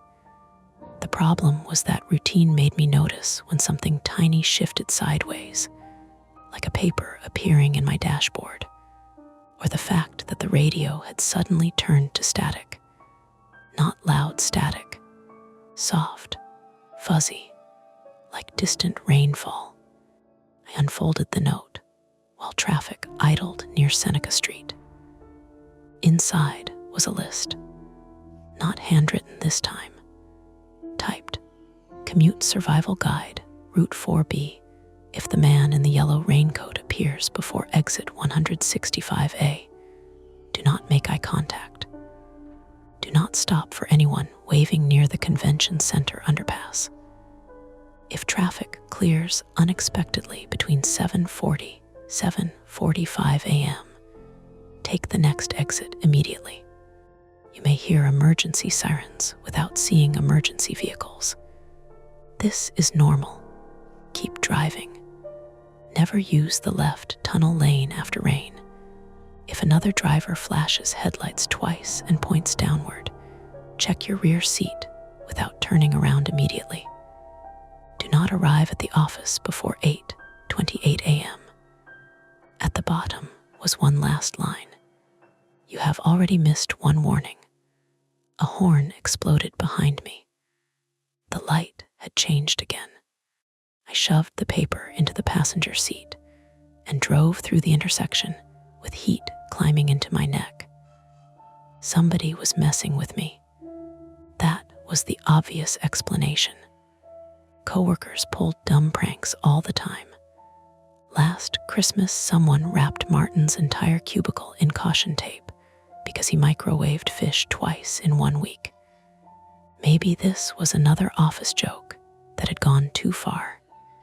Still, I checked the back seat at the next stoplight. Empty. Just a hoodie and an old Trader Joe's bag rolling around on the floor. The wipers stopped moving. That should have made me feel better. Instead, it made the whole thing feel staged. The Columbia Tower appeared through the fog ahead of me, black glass disappearing into low clouds. Seattle mornings always looked slightly unfinished in winter.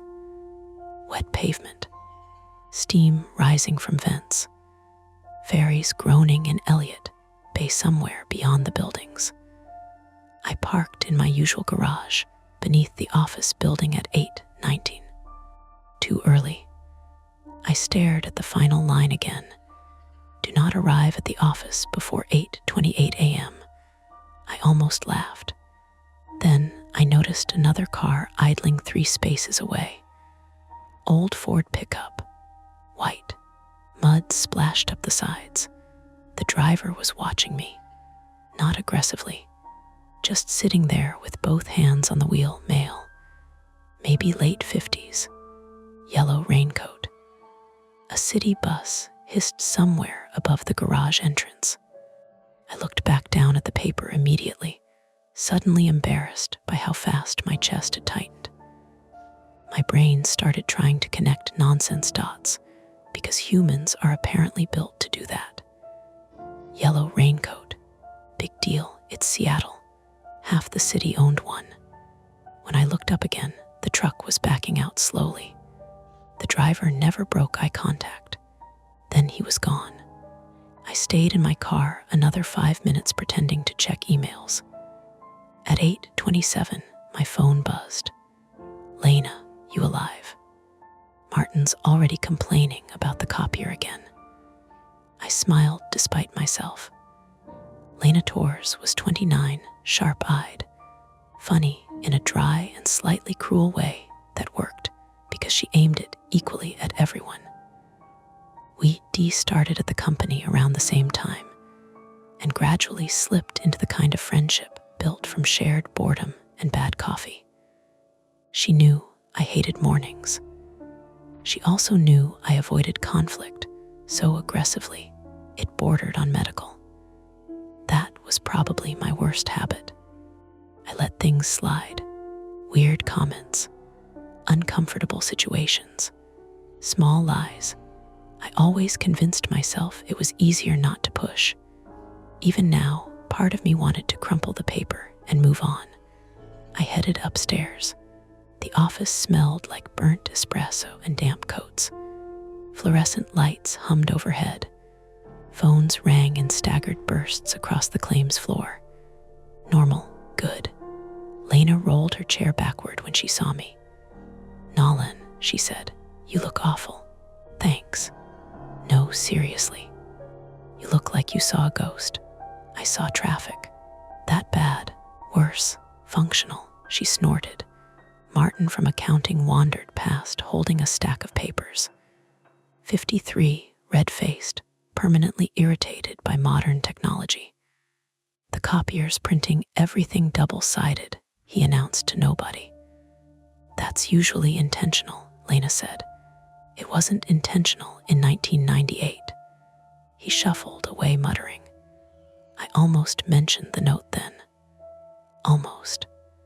But hearing it in my own head already sounded ridiculous. Instead, I sat down, logged into my computer, and tried to focus on work. At 8:46 a.m., my desk phone rang. Unknown internal extension. "Claims," I answered. Silence. Not complete silence. Breathing. Soft, close to the receiver. "Hello," a crackling noise answered me, like movement against fabric. Then a man's voice said quietly, "You arrived early." The line disconnected. I stared at the handset. Across from me, Lena noticed my expression shift. "What? Probably spam," I said automatically. But my voice came out wrong. Tight. She leaned back in her chair. "Okay, that's not your normal probably spam face." I hesitated. Then I pulled the folded paper from my pocket and handed it over. She read it once, then again slower. I expected her to laugh. Instead, she frowned. "Did somebody put this in your car?" "Yeah." "You sure?" "What does that mean?" "I mean, are you sure somebody didn't hand it to you yesterday and you forgot?" "I didn't forget somebody giving me a survival guide for I-5. "That's fair." She kept reading. The office noise faded around us for a second. Phones, keyboards, somebody coughing near the break room. Finally, she said, "This is creepy. Thank you, but also weirdly specific. I noticed. You ever mention your route online or something?" "No."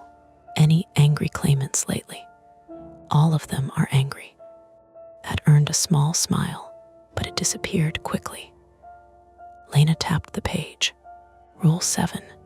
Yeah, you got here at 8:19. I looked at her. "You think this is real?" "No," she said immediately. Too immediately. Then her phone buzzed. She glanced down. The color drained out of her face so subtly I almost missed it. "What?" She turned the screen toward me. "Unknown number." The text message contained only one sentence. "He showed you the guide too early." We both sat there. The HVAC system rattled overhead. Somewhere nearby, Martin swore at the copier again. Lena locked her phone screen. "Okay," she said quietly. "That's not funny. Do you know the number?" "No." "You think somebody in the office?" "My number isn't public." Neither of us spoke for a moment. Outside the windows, rain finally began tapping against the glass. Not hard, just enough to darken the skyline. Lena looked back at the paper. You said there was a guy in a yellow raincoat, parking garage, and nothing. But even saying it, I remembered the way he'd looked at me. Calm, patient, like he'd already decided something. Lena stood up suddenly. Come downstairs with me. Why? I want to see your car. That's your plan. It's a better plan than sitting here pretending this isn't weird. She grabbed her coat. I stayed seated for half a second too long. That hesitation bothered me later, because deep down, before we even reached the elevators, I think I already knew something had shifted out of place that morning. Not dramatically. Not enough for police sirens or panic. Just enough that ordinary decisions suddenly felt heavier than they should. And when the elevator doors opened onto the parking garage, we both stopped walking at the exact same moment. Someone had placed another folded sheet of paper beneath my windshield wiper. This one was soaked dark from the rain, and written across the front in the same thick black marker were 4 new words. You brought someone else. Rainwater dripped from the concrete ceiling in slow, hollow plinks. Not enough to matter. Just enough that every sound in the parking garage carried farther than it should have. Lena stared at the note under my windshield wiper without touching it. You didn't leave this here. No, you're absolutely sure. I gave her a look. Right, she muttered. Cars moved overhead somewhere beyond the concrete ramps, tires hissing through wet streets above us. The garage smelled like damp cement, oil, and cold metal. A ventilation fan buzzed unevenly near the stairwell. The paper clung to the windshield. I reached for it carefully, like that mattered somehow. The ink had bled slightly from the rain, but the message was still readable. You brought someone else. Underneath that, in smaller typed text, route adjustments required. Tomorrow must begin before 7:12 a.m. Do not use your usual parking garage. If this is somebody from work, Lena said quietly, they need psychiatric help. Yeah, but neither of us sounded convinced anymore. I turned the paper over. Blank. Lena glanced around the garage. That got to me more than the note itself. Seeing another person do it made the fear feel shared instead of imagined. Did you see anyone down here? She asked. No, that truck, gone. She folded her arms tightly against her chest. Nolan, this is crossing into stalking. The word settled heavily between us, because that was the first explanation that actually fit. Not a prank, not random. Someone knew my route, my schedule, my parking habits. Someone had access to my car twice in one morning. I looked instinctively toward the security camera mounted above the exit ramp. Small black dome, red blinking light. There, I said. Lena followed my gaze immediately. You want security footage. I want proof this is a real person. That's already obvious. You know what I mean, she did. Part of me still needed something concrete. A face, a timestamp, something normal enough for police paperwork and rational thought. Because otherwise my brain kept circling back to details I couldn't explain cleanly. The phone call, the timing, the guide knowing I'd shown Lena. My stomach tightened. We should tell building security, she said. I hated that idea instantly. Security reports meant questions. Questions meant attention.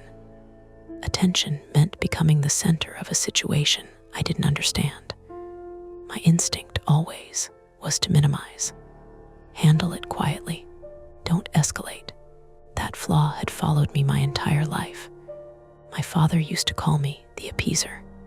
When my parents fought, I'd smooth things over.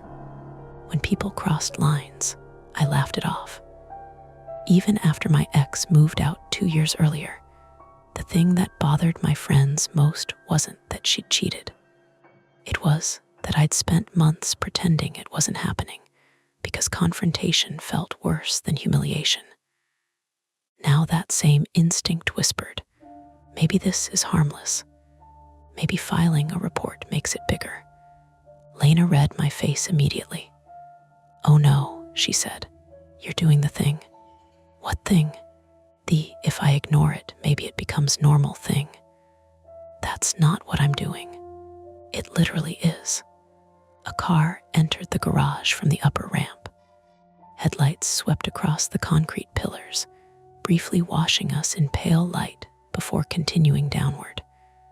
Both of us watched it pass. Neither of us relaxed afterward. "We'll talk to security," I said finally. The security office sat beside the loading dock entrance on P2. Tiny room, coffee smell, Seahawks calendar on the wall. The guard on duty was named Evan Brooks, mid-40s, broad-shouldered, shaved head, tired eyes.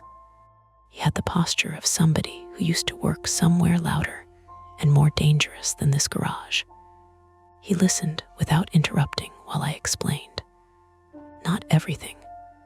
I left out the guide's stranger details because hearing them aloud already sounded unstable. Instead, I focused on the facts. Unknown notes, unauthorized access to my vehicle, possible harassment. Evan leaned back in his chair. "You got anybody with a grudge?" he asked. "I work insurance claims." "So yes." Lena snorted despite herself. Evan typed something into his computer. "You parked on P3 today. Same spot as always. That's part of the issue." "What do you mean? You've got habits, predictable ones." He said it casually, but it landed hard, predictable. That was exactly what commuting was. A ritual somebody else could memorize. Evan rewound security footage from earlier that morning. Black and white camera feeds flickered across the monitor. My Civic entering at 8:17. Me parking. Me sitting in the driver's seat checking my phone.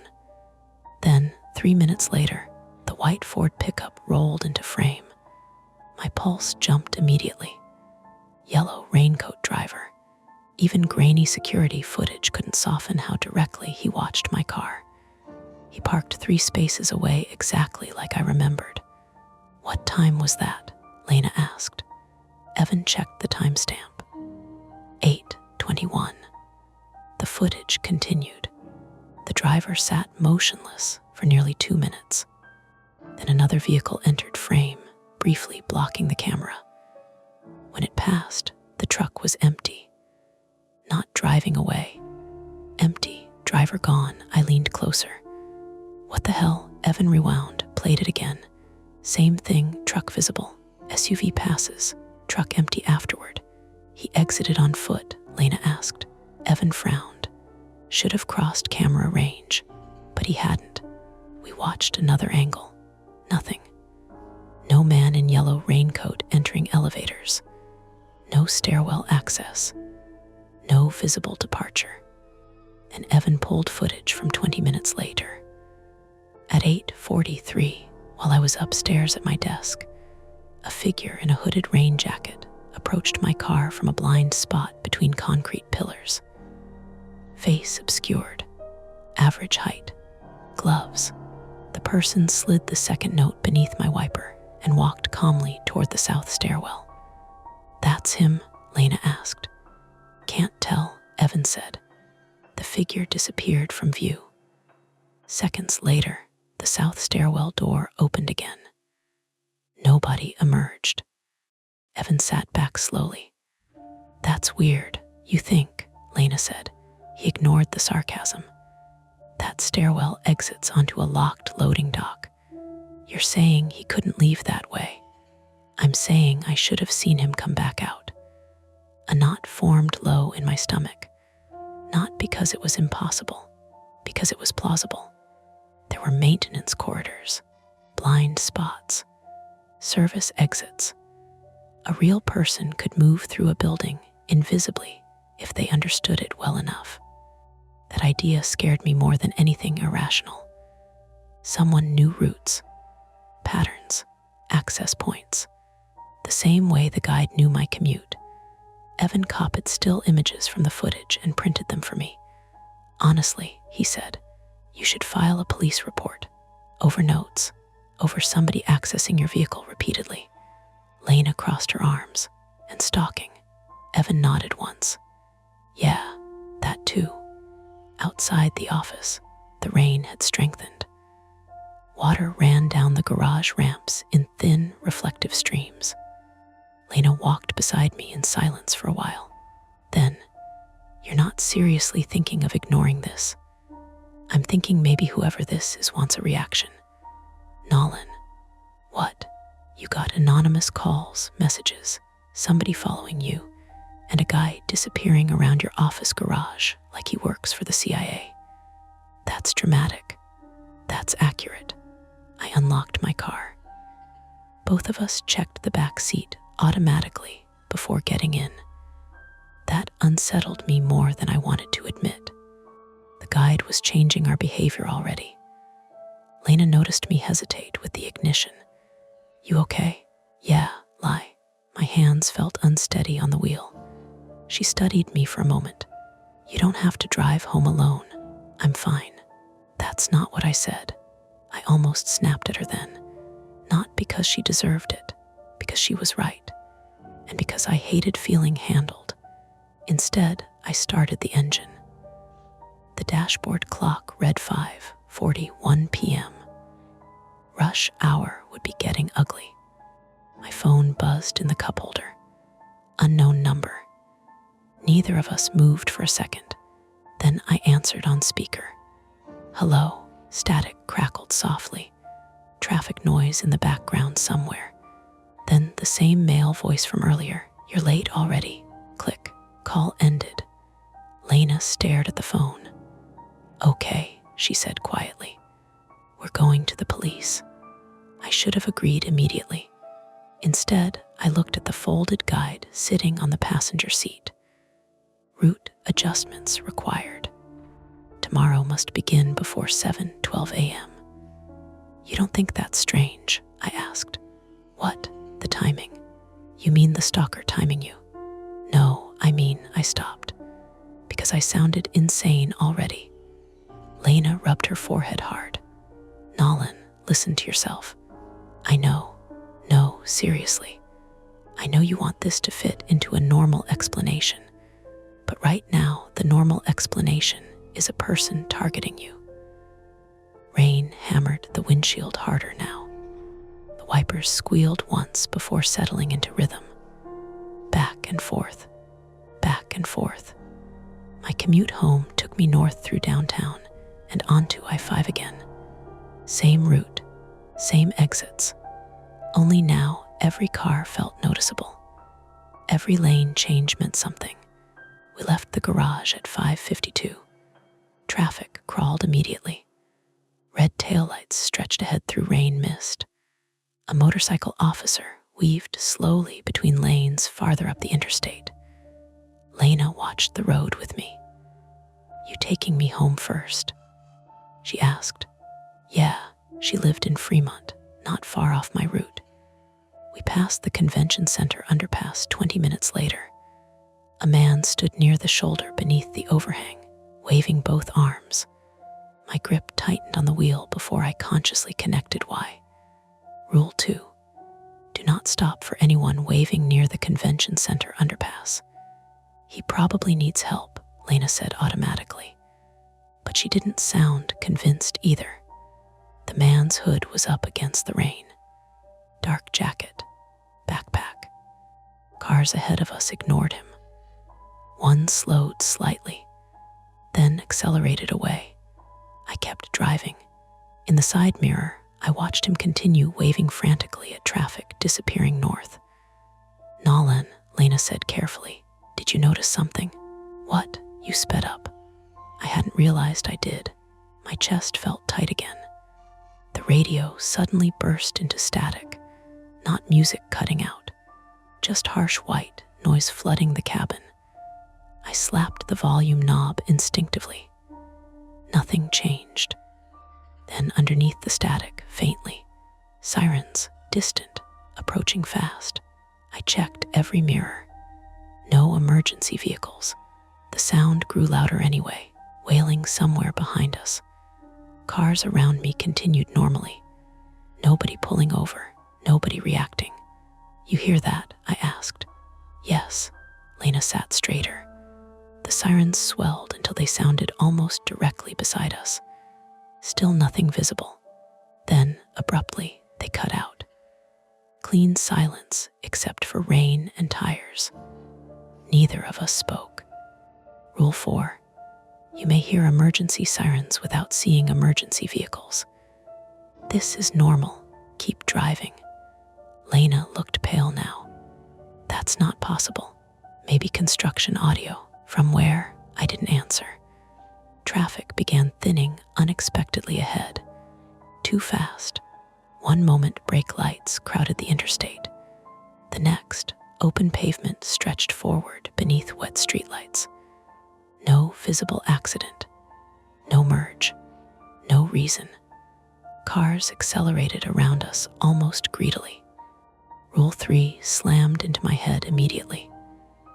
If traffic clears unexpectedly between 7:40 and 7:45 a.m., take the next exit immediately. Except it wasn't morning. And yet, the dashboard clock read 7:42 p.m. I hadn't realized how much time had passed in traffic. "Nolan," Lena said quietly. "I know." "You know what?" I looked ahead. The next exit sign approached through rain. Mercer SD. Green reflective letters trembling in the water, streaks across my windshield. My instinct screamed not to let the guide dictate my life. That was the real danger, wasn't it? Fear turning into obedience. Patterns turning into superstition. But another thought kept pressing harder beneath it. What if someone engineered these situations deliberately? The calls, the timing, the man under the overpass, the sirens.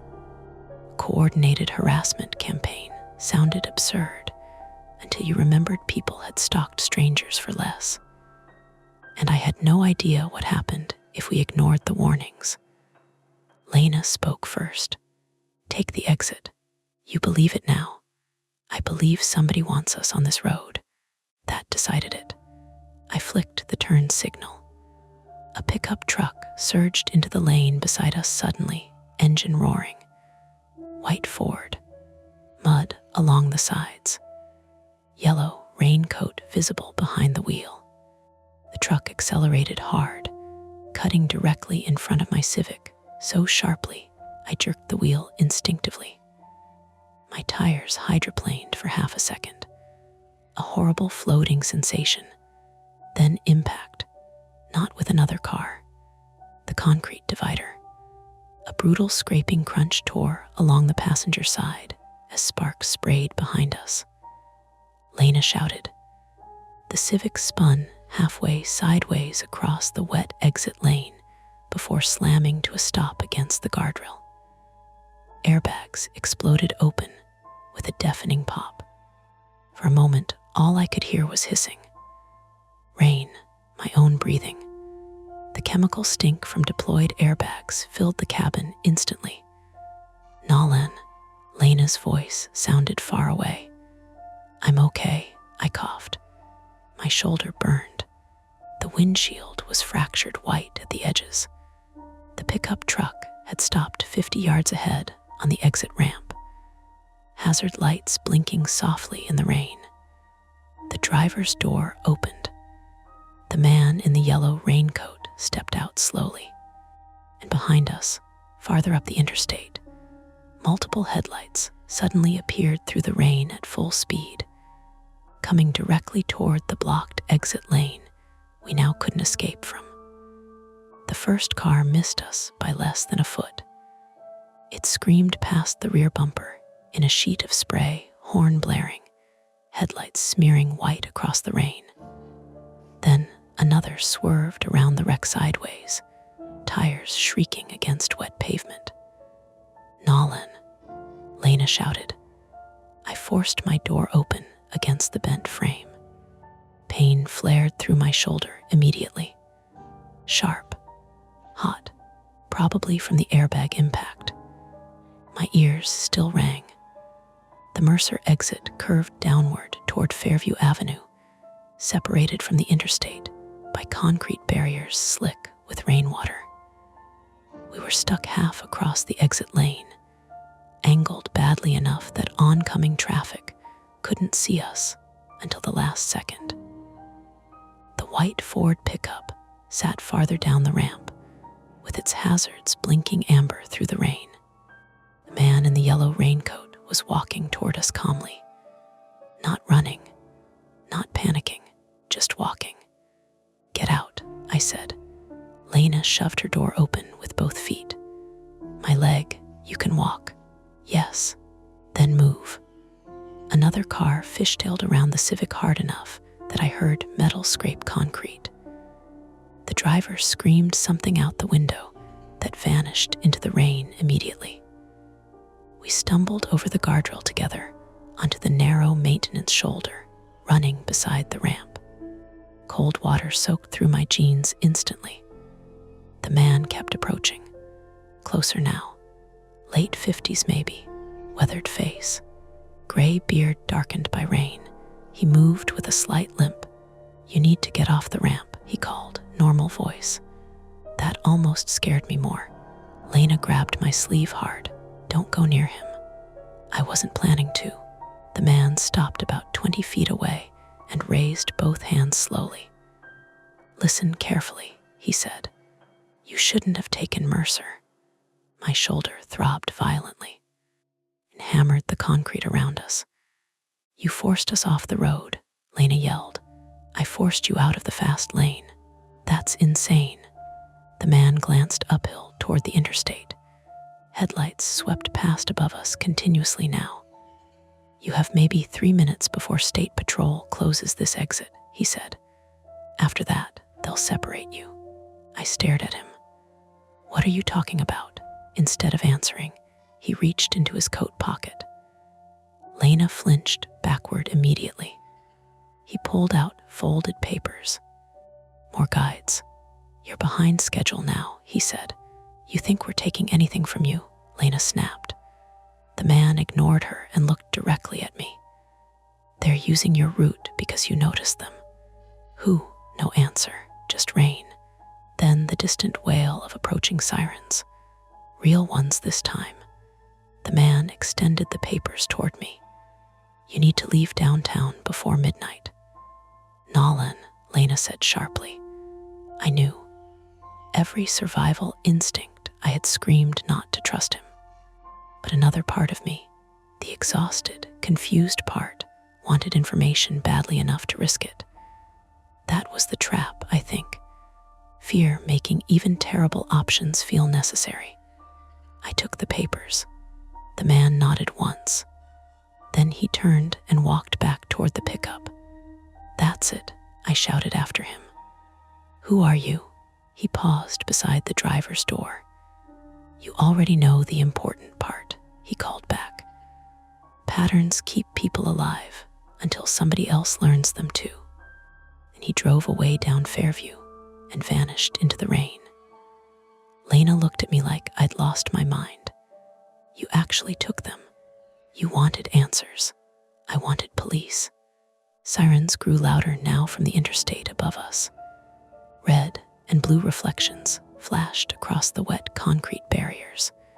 We climbed back over the guardrail awkwardly. My right arm barely wanted to cooperate anymore. The front passenger side of the Civic was crushed inward from the divider impact. Tire shredded. Hood buckled slightly. Definitely not drivable. "Phone," Lena said. I realized mine was gone, probably thrown during the crash. Damn it. She already had hers out, hands shaking from adrenaline and cold. 911 connected immediately. Lena handled most of the talking while I leaned against the barrier, trying not to throw up from the pounding in my shoulder and neck. Yes, Mercer exit ramp near Fairview, she said. One vehicle collision. No, nobody trapped. Pause. She frowned. What do you mean another one? I looked up. What? She covered the speaker briefly. There was another crash 5 minutes earlier. Here, same exit. The operator continued talking. Lena's expression shifted slowly from alarm into confusion. Wait, she said. What kind of truck? My stomach tightened. When she ended the call, rainwater dripped from her hair onto her cheeks. They're sending medics, she said quietly. But there was a hit and run involving a white pickup near this same ramp 20 minutes ago. The air felt colder suddenly. Same truck, they didn't confirm, but we both knew. State troopers arrived first, then medics. Questions blurred together beneath flashing lights and rain. Did I lose control? Did another vehicle make contact? Could I describe the truck? I gave partial answers because the full truth sounded unhinged. A mysterious commute guide. A stalker predicting traffic patterns. Invisible sirens. Nobody says those things aloud to police unless they want psychiatric evaluation added to the report. One trooper, Officer Diane Kemp, mid-30s, calm voice, dark hair plastered wet beneath her hat, stayed with us longer than the others. You two got somewhere safe tonight, she asked. We can figure something out, Lena said. Kemp studied the wreck again. You're lucky that divider caught the spin. Lucky. The word echoed strangely. Before leaving, she handed me a case card. If you remember anything else about the pickup, call me directly. I almost told her everything then. Almost handed her the guides. But I pictured the look that would follow. Concern, doubt, careful distance. So I stayed quiet. That decision cost us later. By the time the tow truck hauled away the Civic, it was nearly 10:30 p.m. Lena insisted we go to urgent care first. Mild shoulder separation for me. Bruised ribs for her where the seatbelt caught during the spin. Nothing catastrophic. Just painful enough to make every movement exhausting. The clinic sat near Capitol Hill in one of those modern medical buildings that always smell faintly like disinfectant and burnt coffee. By midnight, we were both running almost entirely on adrenaline. I should go home, Lena said as we stepped outside. Rain had softened into mist, streetlights reflected gold off the wet sidewalks. You sure? I asked. My apartment's 10 minutes away. You shouldn't be alone. She gave me a tired look. You realize we're both saying paranoid things now. After today, fair, cars hissed along Broadway nearby. Somebody laughed outside a bar down the block. Normal city noise. For a moment, the entire nightmare almost felt containable again. Then Lena's phone buzzed. We both froze immediately. Unknown number, her jaw tightened. Don't answer, I said. She ignored me and opened the message. Her face changed instantly. What? She turned the screen toward me. A photo. Taken from behind us less than a minute earlier. Me standing under the urgent care awning, holding my sling against my chest. Lena beside me. Time stamped 11:57 p.m. Below the image, you missed the window again. My pulse lurched hard. I looked up and scanned the street immediately. People everywhere, pedestrians, cars, bus stop across the intersection. Anyone could have taken it. That was somehow worse. Okay, Lena said quietly. Now I'm scared. We went back inside the clinic without discussing it. The receptionist looked confused seeing us return.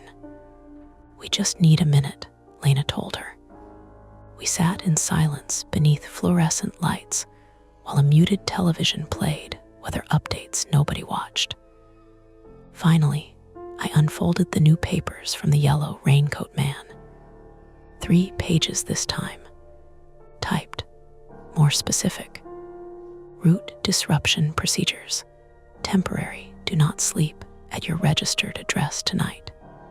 Avoid tunnels, underground parking structures, and ferry terminals. If approached by law enforcement alone after 1:15 a.m., verify badge numbers through dispatch before exiting the vehicle. Do not trust rideshare drivers who already know your destination. If the radio broadcasts emergency alerts without vibration alerts reaching your phone simultaneously, leave the roadway immediately. The north route is compromised. At the bottom, handwritten this time, they're tracking routine, not identity. Lena read over my shoulder. What does that even mean?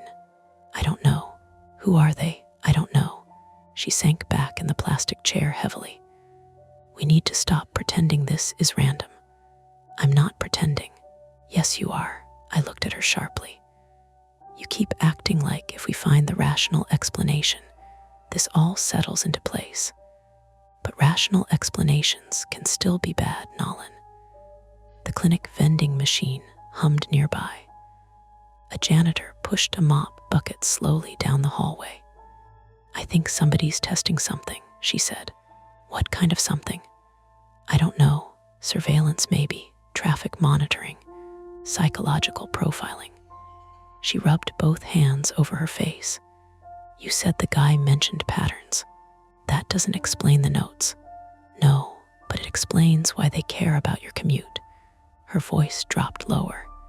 You do the exact same thing every single day. I thought about that. Same exits, same garage, same arrival times, same coffee shop twice a week near Columbia Street. Routine creates predictability. Predictability creates vulnerability. Suddenly, the guide felt less supernatural and more horrifyingly practical. A person with enough observation could map someone's life almost completely through movement patterns alone. Lena stood abruptly. We need somewhere anonymous. Hotel, not near downtown. My apartment suddenly felt exposed in a way it never had before. Every window, every parking spot, every repeated habit. I hated how quickly paranoia adapted itself into logic. We left the clinic around 12:40 a.m. and rented a car from a late-night agency near the University District. Gray Hyundai SUV, generic enough to disappear into traffic. The employee barely looked at us beyond noticing the bruises. You folks okay? Car accident, Lena said automatically. He nodded like he'd heard worse. We drove north through quieter streets now, avoiding I-5 entirely. Eastlake, Roosevelt. Wet residential roads lined with sleeping houses and glowing apartment windows. Seattle after midnight always felt strangely intimate. Delivery trucks unloading bread behind restaurants. Steam rising from sewer grates. Traffic lights cycling patiently for nobody. I drove because Lena's ribs hurt too badly. Every red light made me check mirrors. Every white pickup made my stomach knot. You need sleep, Lena murmured eventually. So do you. I know. But neither of us suggested stopping. At 1:12 a.m., we pulled into a gas station near Northgate. Bright fluorescent canopy lights buzzed overhead. I went inside for coffee, while Lena stayed in the SUV. The clerk, a skinny college-age guy with acne scars and earbuds hanging around his neck, barely glanced at me. I grabbed ibuprofen, water, terrible gas station coffee. Normal, completely normal. Then every phone in the store vibrated simultaneously. Mine didn't. Neither did the clerk's. A shrill emergency alert tone erupted from multiple customers' phones near the refrigerators. People instinctively looked down. Severe civil emergency. Seek alternate routes immediately. My heart slammed once. Rule 5. If the radio broadcasts emergency alerts, without vibration alerts reaching your phone simultaneously, leave the roadway immediately.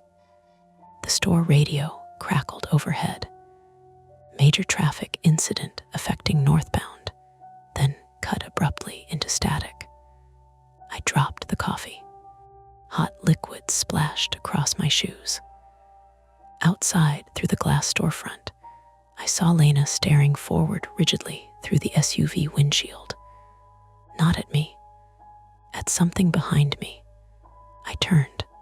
A police cruiser had pulled silently into the gas station lot. Only one officer inside.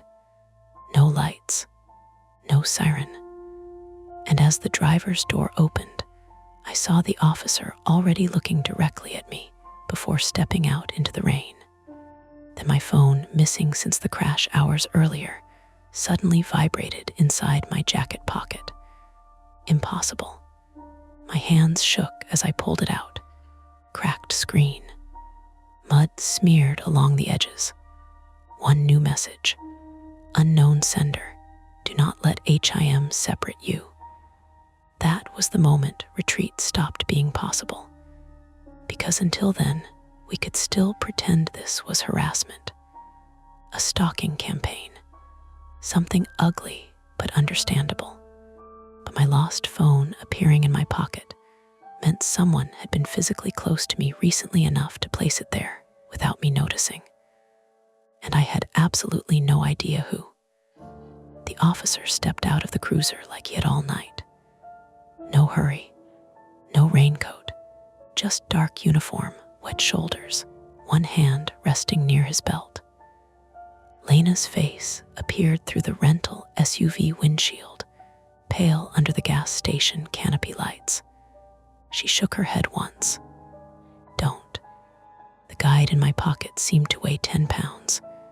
Do not let him separate you. The officer crossed the lot toward the store entrance. Behind him, his cruiser idled beside the air pump, headlights pointed away from the road. No emergency lights, no spotlight, no partner. The clerk looked up from behind the counter and pulled one earbud out. "Everything okay?" he asked.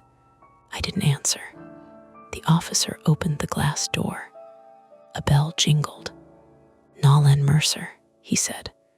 My name sounded wrong in his mouth. I kept my hand around the cracked phone. "Who's asking?" He gave me a small, tired smile. "Officer Graham, Seattle PD. You were in a collision earlier tonight." That was State Patrol, correct. We received a related report. His voice was calm, reasonable. That was the worst part. Nothing about him screamed danger. He glanced toward Lena in the SUV. "I need you to step outside and speak with me privately." There it was. Lena got out before I could answer. She winced as her bruised ribs caught, but she came anyway, one hand pressed to her side. "We're together," she said. Officer Graham's smile thinned. "Ma'am, please stay by the vehicle." "No." He looked at her for a second too long. Then the store radio crackled overhead again. Static, a fragment of a traffic broadcast. "Avoid southbound express lanes near the Ship Canal Bridge due to," then silence. Officer Graham's eyes flicked upward. Tiny movement, but I saw it. Lena saw it too. "Not here because of the crash," I said. He looked back at me. "Come outside, Mr. Mercer." "What's your badge number?" His jaw shifted. "Excuse me, badge number," he sighed like I was being difficult during a routine traffic stop. 7492. Lena already had her phone raised. "I'm calling dispatch." "Ma'am, put the phone down." "No." Officer Graham took one step toward her, not fast, just enough. I moved between them before I thought about it. For once, I didn't minimize. I didn't smooth it over. My shoulder screamed. "Back up," I said. He looked almost disappointed. Then his hand went to his radio. Not his gun, his radio. Subject is non-compliant, he said. Both parties mobile. Northgate fuel station. Begin containment. Containment. That word broke whatever fragile hope I still had. Lena's call connected. I heard her say, "I need to verify a badge number." Officer Graham lunged. The clerk shouted. Lena jerked away, but the officer caught her wrist and twisted. Her phone clattered across the wet concrete outside.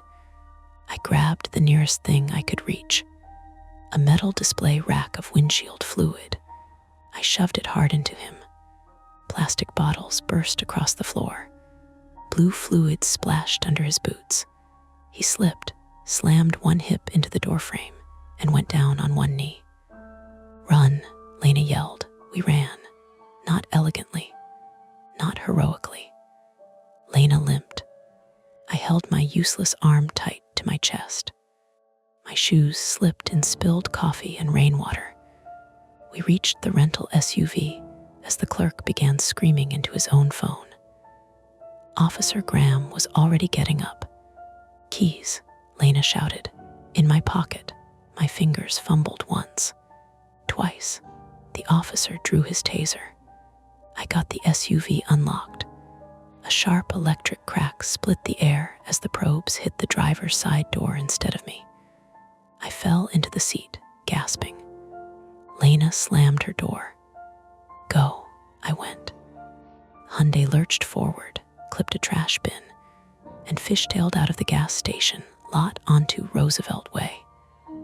Behind us, Officer Graham's cruiser lights snapped on. Blue, red, white, the world narrowed. Wet road, wipers, Lena breathing through pain. "Dispatch said that badge belongs to a retired officer," she said, voice shaking. "What? He retired 8 years ago." The cruiser pulled behind us fast. Too fast. "He's not police. He's wearing the uniform." "That doesn't make him police." The rental's tires hissed through standing water. Northgate storefronts slid past in streaks of neon and dark windows. I had no plan. That was the first honest thought. No plan, no route, no safe place. Then the guide's sentence surfaced. They're tracking routine, not identity. "Map," I said. "What?" "Open maps. Don't put in a destination." The cruiser closed distance behind us. Lena understood. She held her phone low. "Where are we going?" "Somewhere I wouldn't go." "That's not specific." "I know." I turned east instead of south, away from home, away from downtown, away from every normal path my life had ever worn into the city. The cruiser followed. Another vehicle joined 2 blocks later. White Ford pickup. Hazards off now. Headlights hard in the mirror. Lena made a small sound that wasn't a word. "There, I see it." The road curved toward Lake City Way. Empty bus stops. Closed restaurants. Rainwater flashing silver under street lamps. The SUV's dashboard chimed. Low tire pressure. "No," I said. "Nolan, not now." The steering began to pull left, of course. Of course they'd done something to the rental. Not enough to fail immediately. Just enough to fail when we needed control. The guide hadn't been magic. It had been surveillance plus sabotage. Someone had known we'd rent a car because we couldn't use mine. Someone had watched us choose it. Someone had been close enough to return my phone. The trap wasn't supernatural. It was procedural, human, patient. And we had been inside it for hours. Lena grabbed the printed security stills from her bag, the ones Evan had made earlier, and she'd insisted on keeping. "We need evidence somewhere public. We're being chased." "I know." She scrolled through her phone with shaking fingers. "Nearest police precinct. No. Hospital. They already found us at urgent care." Then where? Ahead, a sign appeared through the rain. University of Washington, Stadium/Montlak. I thought of cameras. not hidden garage cameras, not private building systems, campus roads, stadium lots, transportation cameras, hospital-adjacent traffic, places with witnesses even at night. UW, I said. Lena looked up. Campus, Husky Stadium parking, big open lots. And then what? Then we make noise. The tire warning chimed again. The steering worsened. Behind us, the white Ford swerved into the opposite lane, trying to come alongside. Hold on. I cut right onto NE 45th, then down toward Montlake. The pickup missed our rear quarter by inches. Its horn roared. Lena slammed a hand against the dashboard. My shoulder felt like something hot had been wedged under the joint and twisted. The fake officer's cruiser stayed behind us, not close enough to ram. Hurting. That was what he was doing. He wasn't trying to stop us yet. He was pushing us toward a route. Left tunnel lane after rain, Lena said suddenly. What? Rule 5 from the first guide. Never use the left tunnel lane after rain. Ahead, the Montlake lid and underpasses near the 520 interchange waited in a blur of concrete, ramps, and tunnel mouths. They had wanted us underground. No witnesses, bad sightlines, wet lanes. I jerked the wheel right at the last second, refusing the ramp. The Hyundai jumped the curb into a bus-only lane, bottoming out hard enough that something cracked underneath. The pickup overshot the turn and skidded forward. The cruiser followed us, but slower now. We bounced through a service road near the stadium lots, past chain-link fencing and dark ticket booths. Open asphalt spread ahead, empty except for puddles, painted lines, and rows of concrete barriers. The rear tire finally gave out. The SUV lurched hard left. I fought the wheel. Too late. We spun once across the lot and slammed sideways into a concrete parking stop. The impact threw me against the door. My vision flashed white. Lena screamed, then cut herself off with a gasp. The engine stalled. Rain hit the roof in frantic drumming. For 2 seconds, nothing moved. Then headlights entered the lot. Cruiser first, pickup behind it. I tried the ignition. Click again. Click, dead. Out, Lena said. She was already crawling from the passenger side, one arm wrapped around her ribs. I shoved my door open and nearly collapsed when my feet hit pavement. My injured shoulder was useless now. My left knee had hit something during the spin and buckled under me. We ran anyway, across open parking rows toward the stadium's concrete structure. Behind us, doors slammed. "Stop, officer," Graham shouted. No siren now, no performance, just his voice cracking across the lot. The yellow raincoat man stepped from the pickup. For a second, I thought he was with them fully, that he'd only been shepherding us deeper all along. Then he raised both hands and shouted at Graham, "You said no injuries." Graham turned on him. That changed. The yellow raincoat man looked at us, then at the wrecked Hyundai, then back at Graham. His face changed. Not guilt exactly, recognition. Like a man realizing the rules he believed in had been rewritten without telling him. Lena pulled me behind a concrete stairwell column. We crouched there, soaked and shaking. "Who are they?" she whispered. "I don't know." But I was starting to. Not names. Function. People who watched movement, tested reactions, used false authority, staged hazards, stolen phones, traffic timing, and fear to force behavior. Maybe it began as fraud, insurance scams, crash setups, route manipulation. Maybe my job had put me near something without me knowing. Maybe one claim, one file, one denial had connected me to their pattern. Though I mattered less less now than surviving the next minute. My cracked phone vibrated. Unknown sender. One word left. I almost laughed. Of course. Another instruction. Another rule. Another chance to obey. Then headlights swept across our column from the right.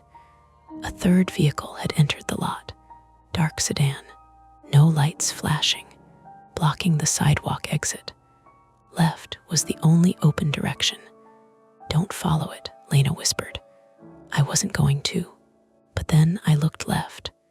Not because the message told me to, because I heard something. A low mechanical hum. The stadium's loading area. Service entrance. Garage door half open. Not underground, just a covered loading bay facing the lot, with bright industrial lights and cameras above the doors. And mounted on the wall beside it, a red fire alarm pull station. Make noise, I pointed. Lena nodded. We moved low along the concrete wall. Every step hurt. My knee was getting worse. Lena's breathing had turned shallow and wet, like each inhale scraped. Behind us, Graham shouted, "This ends now, Mercer." The yellow raincoat man answered lower. "You're losing control." A hard thud followed. Someone hit someone. We didn't look back. We reached the loading bay just as the dark sedan accelerated across the lot. Not toward us, toward the yellow raincoat man. It struck him at low speed, but hard enough to throw him onto the wet asphalt. Lena covered her mouth. The sedan braked. Graham ran toward him, not to help, to take the papers spilling from his coat. That was our opening. I grabbed the fire alarm handle, pulled. The world erupted. Brutal mechanical shriek blasted from the stadium loading bay. Red strobes flashed against wet concrete. Somewhere inside, automated doors began rolling upward. Lights snapped on across the service corridor. A camera above the loading dock rotated. Graham froze. Lena, thinking faster than I could, lifted her phone and started recording. "Say your name," she screamed at him. "Say why you're chasing us." Graham turned toward us. His face was no longer calm. The mask was gone. He raised his taser again. The yellow raincoat man, still on the ground, grabbed his ankle. Graham kicked him in the face. A sick, soft sound. The taser fired. The probes hit me below the ribs. Pain detonated through every muscle. I dropped, couldn't breathe, couldn't move. The world became wet asphalt, red flashing light, and Lena screaming my name. Graham came toward us fast. Lena didn't run. She threw the cracked phone at him. It hit his cheek, not hard enough to stop him, but hard enough to make him flinch. And she did the only thing left. She drove her knee straight into the taser wires where they stretched from his hand to my body, tangling them, yanking them loose. The current cut off. I sucked air like I'd surfaced from deep water. Graham struck her. Open hand, brutal force. She fell against the loading dock wall and slid down, dazed.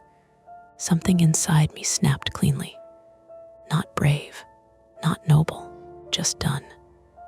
I pushed up with my good arm and drove my shoulder, the injured one, into Graham's knees. Pain blinded me. He toppled backward onto the slick ramp. His head hit the concrete edge with a crack that made everyone stop. Even the rain seemed smaller after that. He lay still. Not dead, I don't think, but still. The fire alarm kept screaming. Inside the stadium service entrance, people appeared in high-visibility jackets. 2 maintenance workers, then a security guard. Real ones, startled and yelling. "Call 911. Lena shouted from the ground. "Call real police." The dark sedan reversed suddenly.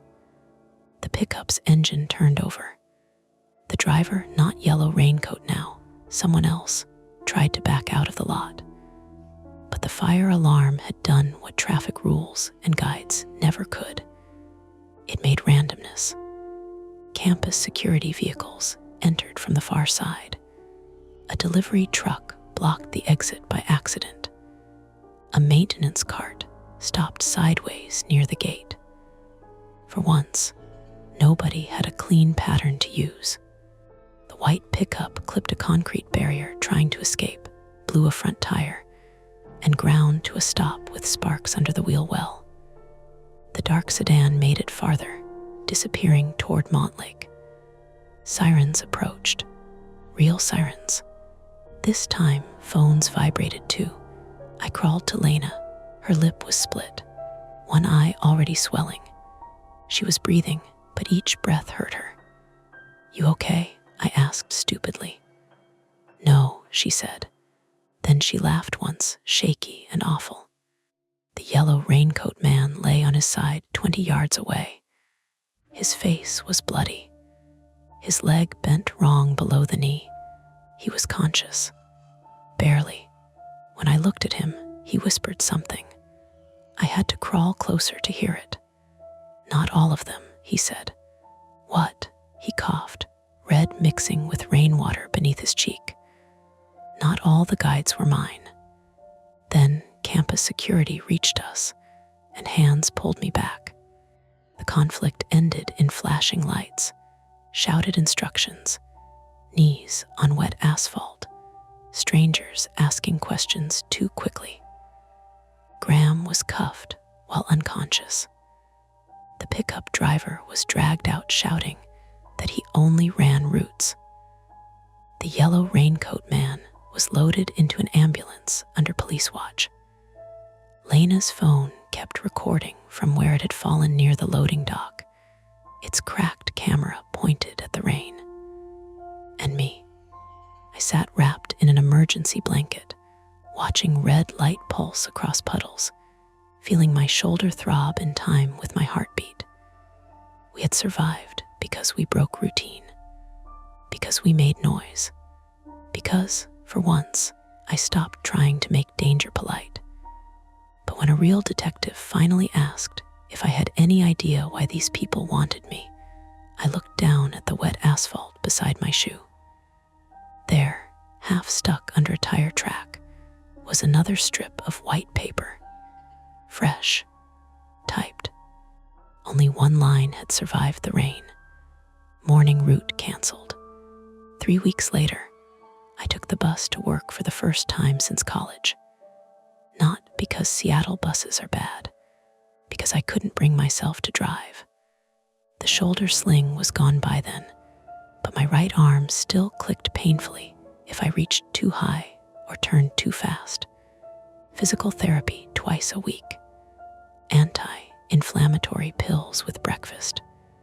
Bruises faded yellow along my ribs and hip. Lena's injuries healed slower. Cracked rib cartilage. Mild concussion. A scar near her eyebrow from where she'd hit the loading dock wall. She wore makeup over it sometimes. Sometimes not. Neither of us slept normally anymore. That part didn't show in medical charts. The Route 40 hissed north through Fremont under a pale gray sky while commuters stared at phones or coffee cups with the same exhausted expressions they'd probably worn for years. Wet jackets, earbuds, grocery bags. Ordinary. I sat near the back and watched every vehicle behind us through the window reflection anyway. White pickups especially. My phone buzzed. Lena, therapy appointment moved to Thursday. Also Martin microwaved tuna today. Humanity deserves extinction. I smiled despite myself. That had become our rhythm afterward. Small jokes wrapped around bigger things neither of us wanted to touch too directly. Trauma behaves strangely in normal environments. You can survive a violent night and still get ambushed emotionally by something tiny later. A static burst on the radio. A siren that doesn't immediately appear. the squeal of windshield wipers on dry glass. The first time I heard emergency alert tones in public after the attack, I nearly threw my coffee. The body learns faster than the mind does. Outside the bus window, I-5 traffic crawled southbound in familiar ribbons of red brake lights. Same commute, same city, but every route now looked temporary. The investigation lasted months. Officially, the police called it an organized criminal harassment operation tied to staged vehicle collisions and insurance fraud. The fake Officer Graham, real name Curtis Vale, had worked private security years earlier before losing his license after assault allegations. The pickup driver turned out to be a contract tow operator named Darren Pike, with a record full of reckless driving charges and fraud complaints that somehow never stuck. The dark sedan was never found. Neither was whoever had been sending most of the messages. That bothered the detectives more than they admitted. Officer Diane Kemp stayed involved long after the initial reports. She was one of the few people who treated us like witnesses instead of unstable victims. One afternoon, she met me at a coffee shop near Pioneer Square to update me on the case. Rain streaked the windows. Espresso machines hissed behind the counter. Kemp slid a thin folder across the table carefully. "We found 6 more incidents going back 18 months, she said. Similar. Drivers forced into specific routes. Minor crashes. Stalking complaints." She paused. Most victims never connected the events. I opened the folder. Traffic camera stills. Incident reports. Photos of damaged vehicles. Ordinary accidents. Except now I knew how to read them. "Why?" I asked. Kemp leaned back slowly. "We think they were mapping behavioral responses." "That's not an answer." "No," she admitted. "It is. The theory that made the most sense, and therefore frightened me most, was also the least dramatic. Not cults, not secret government experiments, just people exploiting modern predictability. Phone location data, parking habits, commute timing, navigation dependence, insurance loopholes, traffic disruptions, psychological pressure.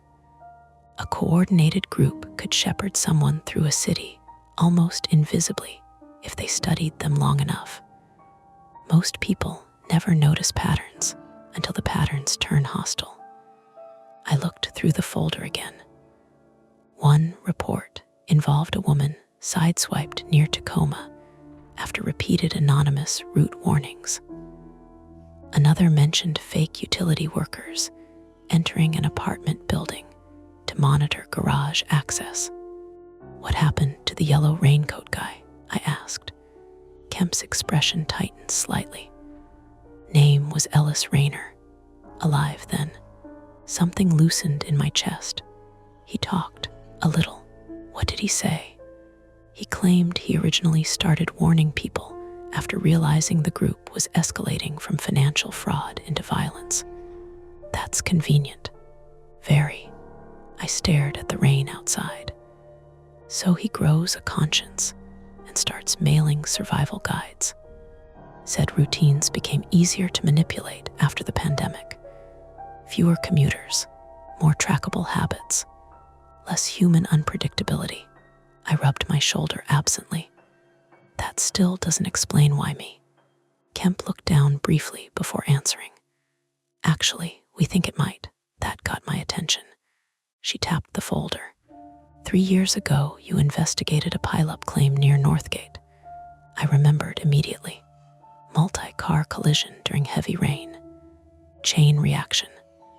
1 fatality. Messy file. "What about it?" "You flagged inconsistencies in the towing invoices." Cold spread slowly through my stomach. "I barely remember that." "They did." folded her hands. The company tied to the tow, reports later, appeared in several suspicious claims. We think your review disrupted something bigger than you realized. Not chosen randomly then, not special, just noticed. That somehow felt worse, because random violence is chaotic. Systematic violence scales. When I left the coffee shop later, I took side streets instead of walking directly toward the bus stop. Not consciously at first. My body just preferred routes with more people now, more witnesses, more unpredictability. I still hadn't gone back to my apartment. Not permanently. The police cleared it weeks earlier, but the idea of returning to the exact routines someone once mapped so thoroughly made my skin tighten. Instead, I stayed temporarily in a sublet near Green Lake, while Lena recovered at her sister's place in Queen Anne. We saw each other often without discussing it directly. Shared survival creates intimacy fast. Not romance exactly. Something stranger. The understanding that another person saw you at your ugliest and stayed anyway.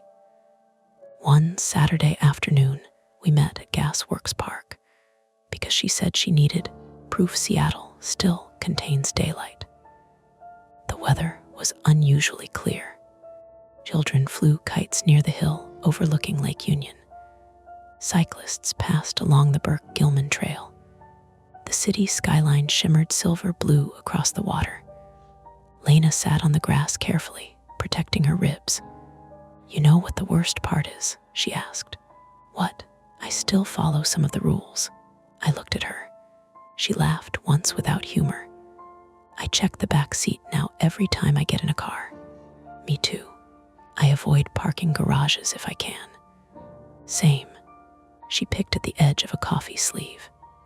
"And if traffic suddenly clears, I get nervous." The honesty of that hurt more than panic would have, because she was right. The guides worked, even after we knew why. Conditioning survives explanation. A ferry horn drifted faintly across the water. Lena glanced sideways at me. "You think we'll ever fully stop looking?" "No." We sat with that quietly. Nearby, a dog barked excitedly at gulls near the shoreline. Somebody's music drifted from a portable speaker farther down the hill. Life continuing. That was the strange thing about aftermath. The world doesn't pause to acknowledge your fear. Traffic still forms. People still complain about weather. Coffee shops still close at 6. Meanwhile, your nervous system quietly rewrites itself underneath all of it. By late October, the criminal case finally became public enough to hit local news. Most reports simplified everything into phrases like organized fraud ring and police impersonation scheme. That was probably for the best. The truth sounded too paranoid in headline form. One article briefly mentioned anonymous warning notes sent to victims before incidents occurred. Online comments immediately split between people calling it fake and people inventing conspiracy theories. I stopped reading after that. Curtis Vale survived the head injury. Ellis Rayner survived too, though barely. Broken pelvis, crushed knee, internal bleeding. Neither man ever fully explained the operation before lawyers got involved. The investigation widened into multiple states eventually. Oregon, Washington, Northern California. I tried not to follow most of it. There's a point where understanding becomes another form of obsession. Winter arrived slowly. Rain darker now. Earlier sunsets. Wind pushing leaves into storm drains. I bought another car in December. Used Subaru this time. Practical. Forgettable. The salesman kept trying to upsell me on built-in navigation packages until I snapped at him. harder than necessary. I apologized afterward, still bought paper maps later that week. One morning in January, nearly 4 months after the attack, I finally drove downtown again. Not because I wanted to, because avoiding it forever started feeling too much like surrender. The roads looked smaller than I remembered. Or maybe I was just noticing details now. Construction cones near Mercer. Fresh lane paint along Olive Way. The exact angle where brake lights reflected beneath freeway overpasses after rain. I parked in an open-air lot instead of a garage and sat there gripping the wheel for almost a full minute before getting out. No notes, no strange calls, just cold air and traffic noise. Upstairs at the office, Martin was arguing with the copier again. Lena looked up from her desk when I walked in. "You drove?" "Yeah." "How was it?" I considered lying automatically, saying fine. Normal, but I was getting tired of minimizing things. So instead I said, "I almost turned around twice." She nodded like that made perfect sense. Then she handed me a coffee. No speech, no dramatic moment, just coffee. That helped more. For a while afterward, things genuinely improved. The panic attacks became less frequent. I slept longer stretches. The city regained some of its ordinary texture instead of feeling like a giant behavioral maze waiting to close around me. Almost ordinary. Almost. Then, sometime in February, I noticed something small. Every Tuesday morning, without fail, traffic on my old route slowed near the convention center underpass at exactly 7:43 a.m. Not unusual by itself. Seattle traffic barely needs excuses. But one Tuesday, while waiting at a red light nearby, I saw a man beneath the overpass waving at passing cars. Dark jacket, backpack, just like before. Drivers ignored him. One slowed slightly, then continued on. I sat frozen through almost the entire green light before someone honked behind me. When I looked back again, the man was gone. Probably a stranded commuter. Probably somebody asking for help. Probably. I drove on anyway. That night, after forcing myself not to think about it for hours, I emptied my pockets onto the kitchen counter before bed. Wallet, keys, receipt from a coffee shop, and one folded strip of white paper. I stared at it for a long time before touching it. Plain printer paper, dry, folded neatly in thirds. No name written outside this time. Just one typed sentence inside. "Thank you for altering your route." I checked every lock in the apartment twice after that. Then I sat awake until nearly dawn listening to rain tick softly against the windows, wondering whether the note had been left there recently or whether I'd been carrying it around unnoticed for weeks. And that's the end of today's chilling tale. If you enjoyed this story and want more nights full of suspense, don't forget to hit that like button, subscribe to Mia Horror Stories, and turn on the bell so you never miss a scare. I've got plenty more stories waiting for you, so stick around and check out the other videos on the channel. Thanks for watching, and until next time, stay safe and don't look behind you.